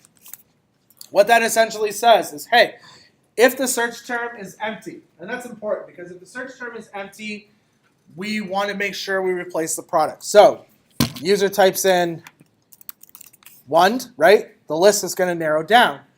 They need to be able to return to the original list. So when they back out wand, back to the original empty thing, we want to redo the products list so that way they have the original products list. Okay? Step 6H. clone the product template, that wonderful template we built in HTML. We're going to clone it and then set it to a variable as a document fragment. And we're going to be able to use that and populate it with whatever content we want, right? The joys of keeping our HTML away from our JavaScript. So let product template, I think that's a good variable name, equals document.query selector. The query selector that we want is the product template, hashtag product template. I don't want the product template itself with the template element. I only want the crap inside of it. So I'm going to call .content. That's only going to grab the things inside. Isn't chaining awesome? So much chaining here. Then we're going to clone that node. Clone node. And we're going to pass that an argument of true. And the reason why we're passing true is because clone node does a surface pull of the clone, which means it will only pull the top DOM element inside the template and bring it back. If we wanted to recursively go through and do a deep dive into it, we have to pass true. Pass true will basically go, all right, I've got you. Do you have any children? Oh, you do? Cool, let's go get them too. Oh, wait, child, do you have any children? Okay, let's go down. Do you have any children? And it just keeps working its way through the ancestry and pulling it all back and rebuilding it and then giving you the end result. Before clone node, you had to do that. You had to go recursively through all of it and rebuild it. Not lots of fun. Step 6i. Select the image, name, and product elements in the product template, and then set those guys to variables. All right, so let image equals product template, our wonderful selected product template, right? And what's cool is we can call query selector on it. So we don't need to always do document.query selector. Once we have an HTML node, we can actually query directly within its scope, right? Makes it very nice and simple. So we're going to pass it image as the selector. Yeah, you're correct. Sorry, it's product template, not products template. Nice catch. Let name equal product template. I mean, what's the point in having autofill if I don't use it? Let query selector h4.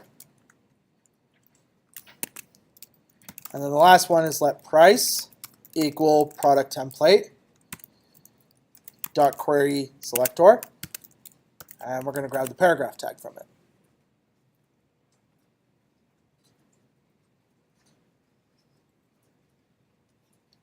So to fully understand what's happening here, I'm just going to open the HTML for it and put it over to the left-hand side. This let image equals, right? This is a variable, just a container to store in case you guys have forgotten since the first week. That's just a little container that we're going to store some information in, right? So we can reuse it. This is the node that we created. So this is one thing I love about Sublime. When I double-click something, it highlights every instance of it. So you can see that when I defined it up here, let product template, it's the same thing down here, right? The query selector is selecting within this scope. That's this scope here. Okay? So we're query selectoring image. So it's going to return back this. We're query selectoring, yes, it's a verb, name, and we're bringing back the p tag, and then we're querying selectoring price, and it brings back the price. Very easy to work with, right? Make sense? Clear as mud? You guys are a quiet bunch today. All right. Step 6, J. Check if the product has the property and then set the property of the element. The reason why we're checking is because if the product has a blank value, we could have it blow up because it's undefined, right? So we don't want that to happen. So we're going to use inline if conditions to make sure that's not the case. So if product.source, then image.source is equal to product.source, right? Ternary would not work in this scenario because we don't have an else. I mean, we could have an else, like we could give it an empty string, I guess. If product.name, so if there's a value in name, then image.alt will be good little HTML programmers and provide an alt tag. Product.name. Believe it or not, though, Google doesn't like it when you name the value of your image tag, like whatever the name of the value is. So if it's product or whatever, it doesn't really like it if the image alt tag is the same. Those of you that code in React will find that out quickly because React actually yells at you about it. It says the alt tag should not be the same as the name of the product or whatever it is. Yeah. It gets miffed. If product.name, so we're going to check it again. We could wrap that obviously in a block. Definitely would be smarter. Then we're going to change the text content equal to product.name.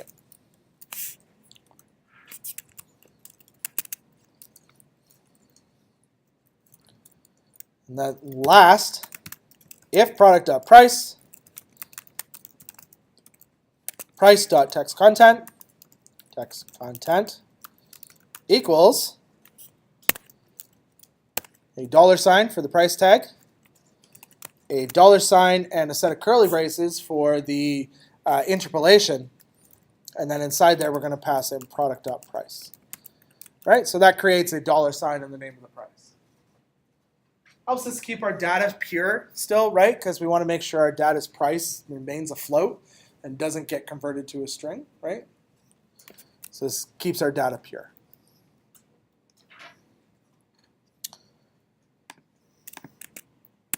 $6K, very simple. Append the product template to the product's element, obviously, because currently it's just sitting as a document fragment, which means it isn't actually a part of the DOM. If we want to attach it to the DOM, then we need to take that fragment and attach it to the DOM by appending it. So we do that by product L dot append child, or just append product template. And there we go. It is now a part of the DOM. Then we're going to provide a closing tag for the first if condition that we were working with, which you probably long forgot about by this point. We're going to need to create another closing tag for the second if condition.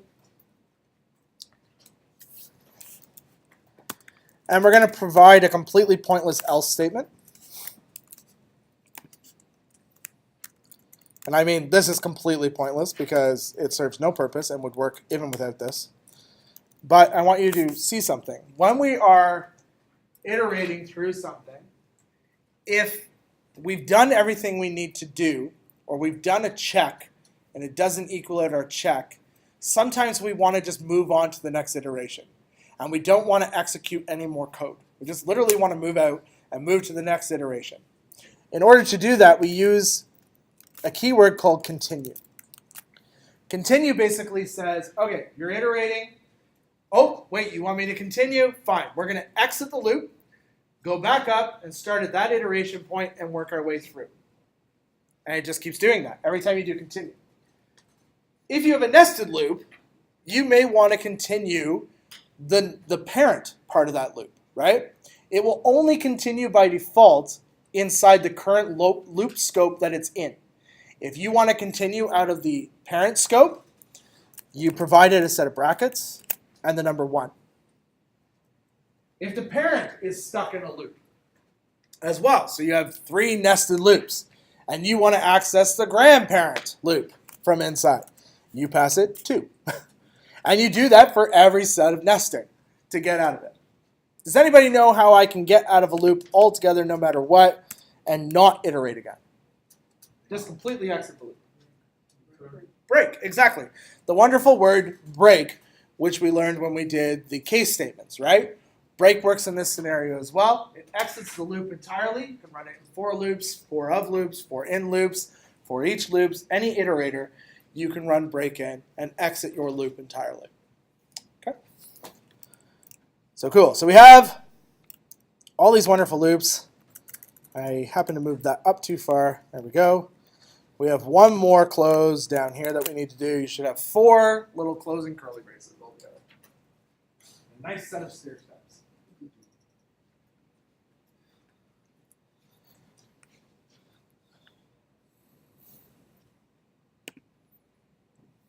Now we've got, let's move this up a bit. Step 6M, output the products for the first time. Well, we created this function, right? But the function does not automatically execute. I mean, we can wrap it in an iffy and make it execute, but I don't want to do that. We're going to just call the function. Calling a function is very simple. It's just output products with a set of parentheses. Incidentally, in JavaScript, you have two ways that you can access a function. And you will get two very different results. First, if I want to execute the function, I can call output products. Oh, I need to refresh, actually. I'll refresh. Cancel. Cancel. Yeah, that thing's mad because I've got a bunch of broken links. Output products. Hit enter, and it gives me a big list of stuff.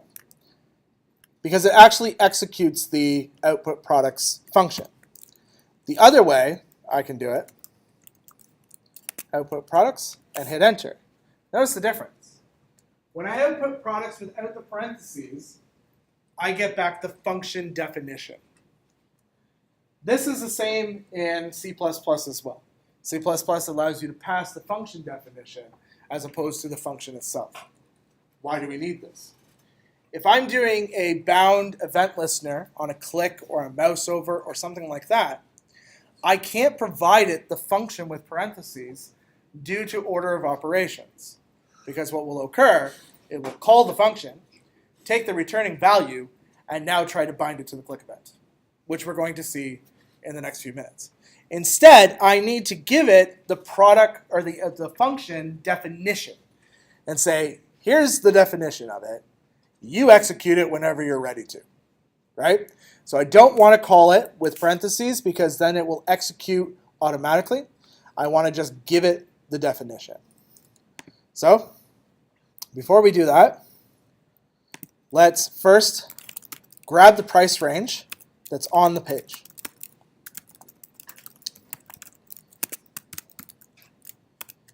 Hashtag price range.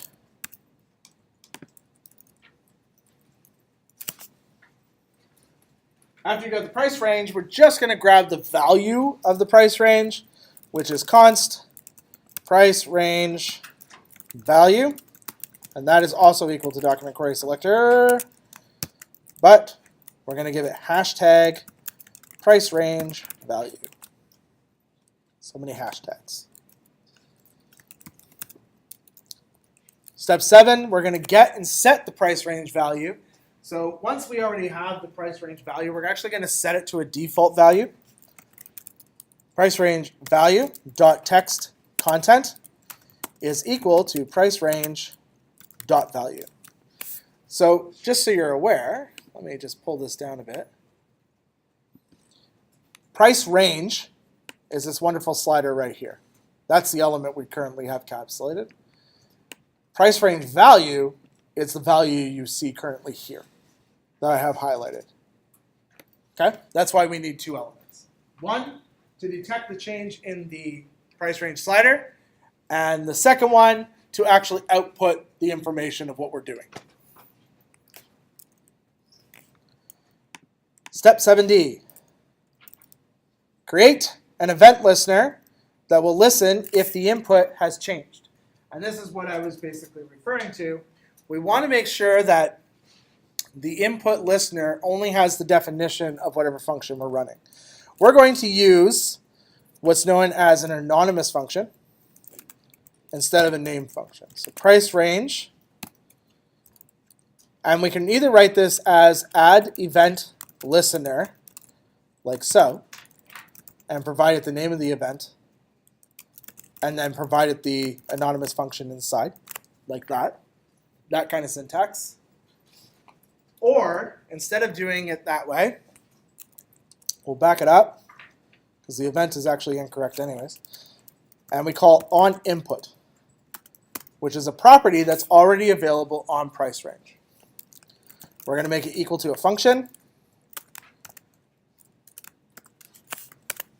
like so.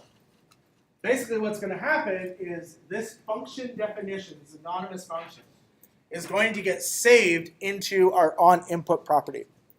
when price range detects that it's being changed, it's going to fire off that wonderful anonymous function. And don't get nervous, we are going to recap on this for the next 4 weeks, over and over and over again. So you will have this like down pat by the time you're done. Next week we're doing event listeners and event binding. So we're going to do a whole heck of a lot of that next week. All right. Price range dot value equals price range dot value. We're going to run a ternary here. We're going to check to see if it's greater than 0. I'm going to wrap that in parentheses so you can see the condition a little easier. If the price range dot value is greater than 0, then we'll just use the price range dot value. Otherwise, we're going to default it to 10. So the minimum price that we could possibly have is $10.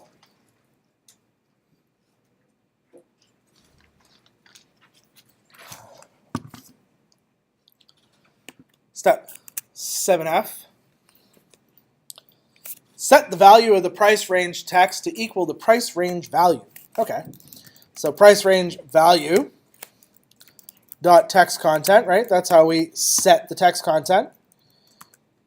Equals price range dot value.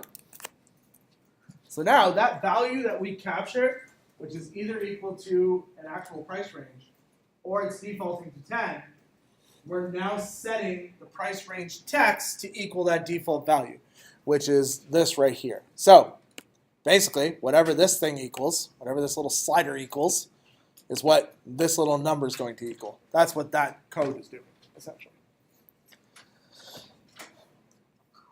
Step 7G. Call the output products and pass it the price range value. Okay, doke. Output products. Remember how output products has default values? The default of price was null, right? Well, now we actually have a price to give it, so we're going to give it to it. Price range dot value. And then after that, we just close out. Price range dot value, when we pass it to it, remember the output function is going to use that instead. But notice we're not passing the search. We don't need to because it already has a default value, right? We only need to pass the price range value. That's it. If we had search, we'd add that onto it. All right. Step 8. We're very close. Select and store the search input field. All right, so const search input equals document dot query selector hashtag search input. Going to do another binded event listener, this time on that search input. Search input, by the way, I spelled it wrong, too many I's. Way too many I's. Search input dot on input equals function. This time we're going to pass an argument called event and open our curly brace. We'll close our curly brace further down after all the other commenting. This event, just like any callback that I told you before, when these things get called, they generally have information to pass to the function. If we want access to that information, we have to provide a parameter for it to fill. If we don't provide the parameter, it can't fill it, which means we don't get the access to that information. Event, that's a handy chunk of information. There is a ton of stuff inside the event. When you click an item or interact with an HTML item on the page, that gets passed into event. Everything about that item is passed into event. The target of what you clicked on, the event that you did, how you did it, what you did it with, whole bunch of information that you now have access to that you can use to create some very cool functionality.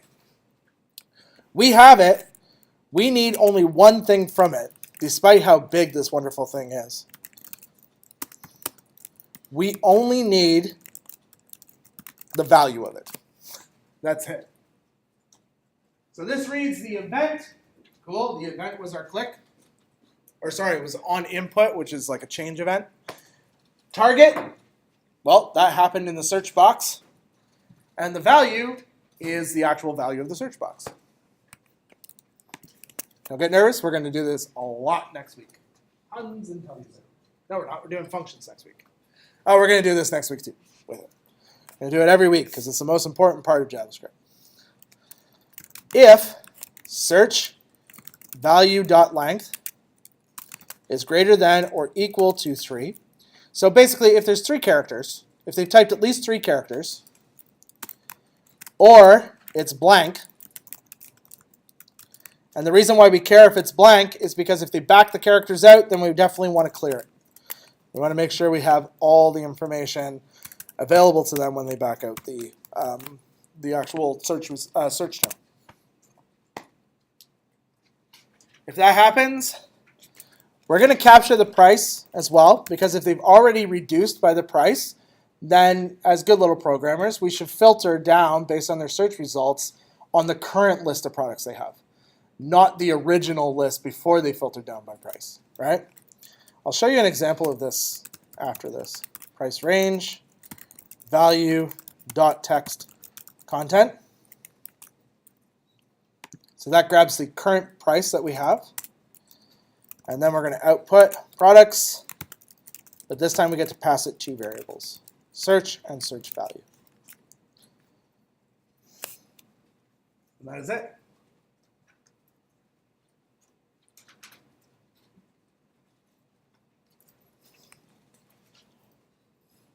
Now, I'm going to refresh the page. We have an error. Let me see what it is. Missing argument, missing parentheses after argument on line 155. Yeah, so I'm missing a comma beside price. So make sure you have that comma in there.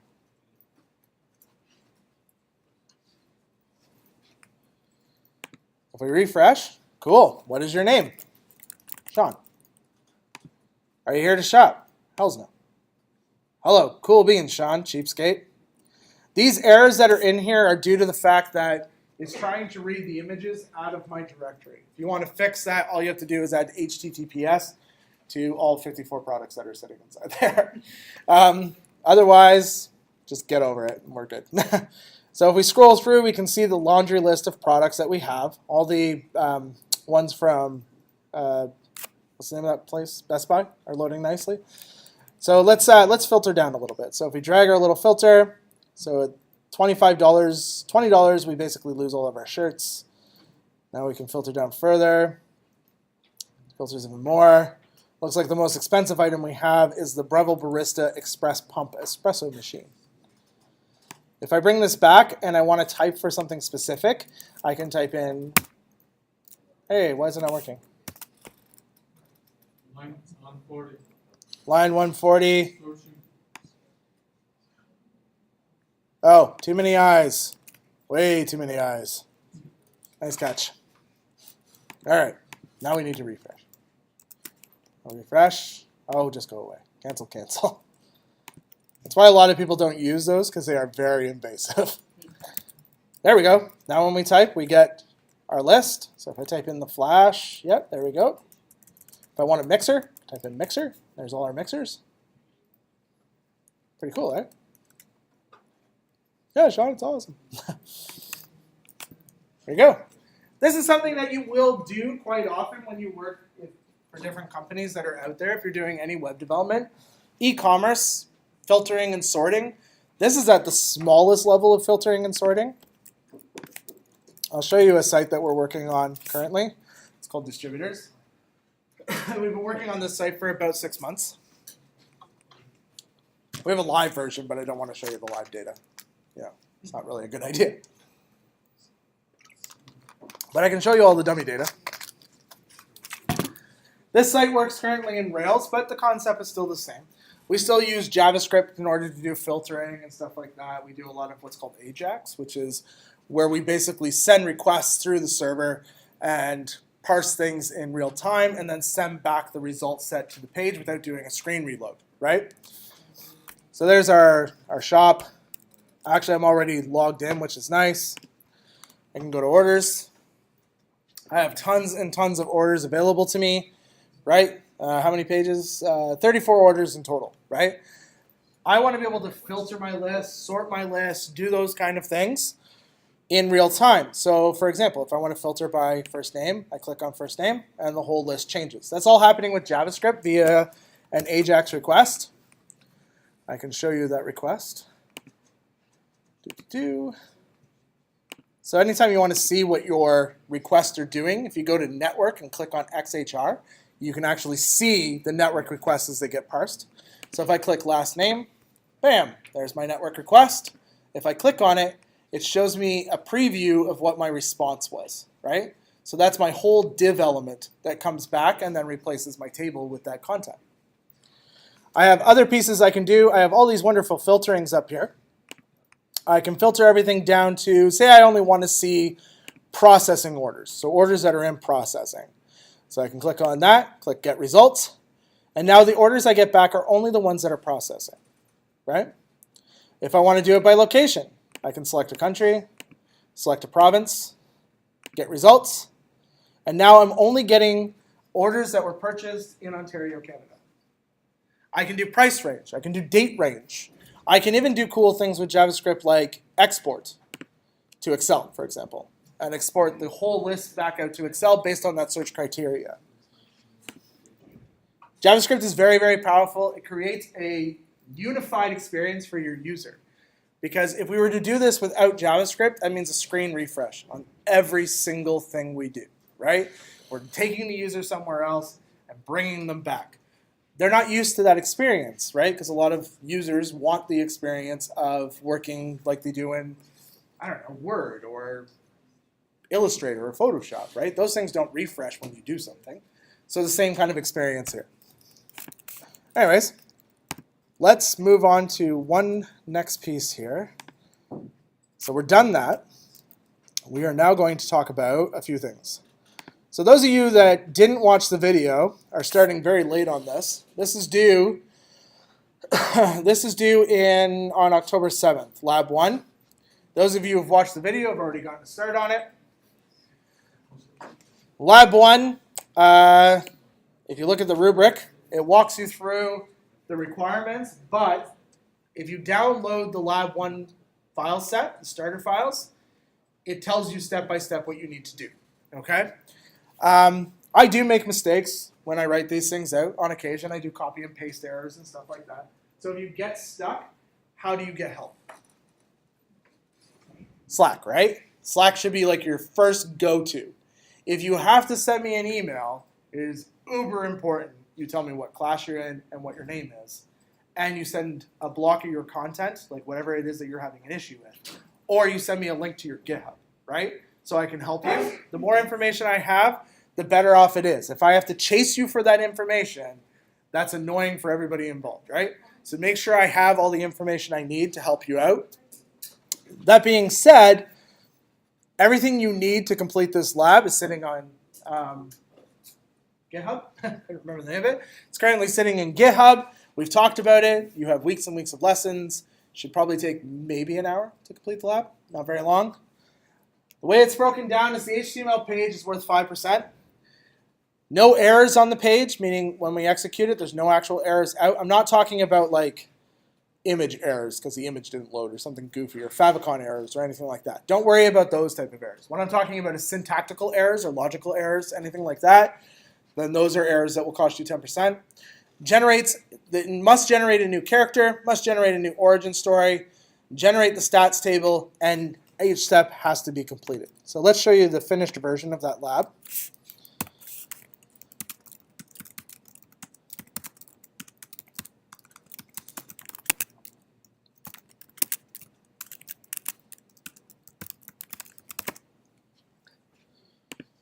Right here. So every time we refresh this page, this will change. So right now it's the Marvelous Supergirl, and the origin of the Marvelous Supergirl is the truck crane into the side of a car, immediately exploding, covering the occupants in toxic waste. Robert Kane emerged from the wreck and immediately became the Marvelous Supergirl. Good job, Bob. Using their power of super speed, they vowed to make a difference in the world. Every time you refresh, this changes. See, now it's the Marvelous Alien insect, the wicked Dr. Planet, the sinister Dr. Flame. Just keeps changing. You can add your own adjectives, your own nouns to it. You can add your own storylines and stuff like that as well, but it's not required, though it is entertaining for me, right? Instead of just giving me back my stuff, it is entertaining for me. Okay, so you download the starter lab and you just follow it along each step and complete it. If you have any problems, you contact me on Slack. That's that. Don't go quite yet. Assignment 1, the big one. This is also due October 7th. So you have a few weeks to complete it. We will be doing another lab, not next week, but the following week, another lab will be assigned. Okay? But for now, keep these in the back of your head. Everything you need to know about this assignment is in the PDF. There's also the starter files. The starter files have steps in it. Now, I'm going to warn you right now, not all the steps are absolutely perfect. So you may have to use a little bit of logical thinking on your own to figure out what's wrong. But if you have any issue, you are welcome to contact me. I've been helping students already that are starting early. If you're on Slack, you would have gotten a bit of an advantage because I posted this to Slack last week on Saturday. So if you're on Slack, keep an eye out because I post things a little earlier for those who are joining the Slack channel. Yeah? The price filter is working opposite to the way it should. Yes, I know. It's a logical stupidity on my part. Oh. Yeah, I just goofed up. Like, it needs to go the other way so that it's a range of filtering, right? It would make more sense. Yeah, it's goofed up. All right, so assignment 1, it's a match game, okay? You guys did the memory game when you were kids where you had the pairs and you had to, like, match them up. So, same idea, just a memory game. Has to allow for 2 players, and essentially the win condition is whatever player has the most matches by the end of the game, right? So you're going to have to know when the board is full and all the pairs have been flipped, and then you're going to have to detect a win condition. You'll need a win condition, and you'll need a tie condition, and that's basically it, right? Instructions. Download the starter files. Follow the instructions in each file. All 3 files have instructions, okay? The index.html file has instructions, which you guys took HTML. If you have any issues, feel free to contact me. Main.js, obviously. And then the styles.css, but it is not hard. Most of the stuff is stubbed out exactly what you require in those things. It should be easy for you to follow along. The main.js, I've also stubbed out some of the expressions for you to give you kind of a starter. I did have a student say, though, that he doesn't like it. He would rather I comment them out. They're not commented out, so if you want to remove them, you'll have to remove them on your own. Taking it further, the maximum you can achieve in this assignment is 80%. That's the max, unless you do the take it further part. The take it further part is 20%, and it's achieved by completing the take it further part in the main.js file. This is a small logical problem that you need to solve. Okay? You guys are all programmers. That should be the one thing you're always trying to do. Challenge yourself with a logic problem. Okay? So I'm doing that. I'm challenging you with a logic problem. It's very simple. It's basically reset the board. Not very difficult by any means. But as we do more logical problems, they'll get increasingly difficult. Make sure you complete it, though, because it's 20%. Create a GitHub repository for your assignment. Once your assignment is completed, share the link to the GitHub repository on Blackboard. Note, big note. Any repository commits after the due date will not be marked. Okay? They will be subject to a late. If you want to make changes, what do? You want to make changes to a branch, what should you do? Yes, clone that branch. Clone the branch, create a second copy of it, make your changes there, right? Don't touch the branch you handed in, okay? That way you're not subject to any late dates. Evaluation is due Sunday, October 7th by 11:59. Late submissions are subject to 5% deduction per day. A 0 will be given if it's more than 7 days late. So if it hits the 7th day, the actual place to submit disappears. You can't submit it after that. All right? The whole thing's worth 100%. That's it. Any questions about the assignment? If, for instance, you want to wipe out all the steps inside the file and build your own match game from scratch, do it. Please, do it. I'm dead serious. Do it. Because challenging yourself that way is way better than just following my steps and me just basically walking you through the file. If you want to challenge yourself and build your own match game, go for it. As long as you meet the requirements, I don't care. Okay? If you don't want to do a match game and you want to do something completely different, like say another game like Go Fish or something like that, please send me an email and let me know what you're doing. We just have to make sure you meet the minimum requirements and we're cool. All right, that's it. You guys can jet.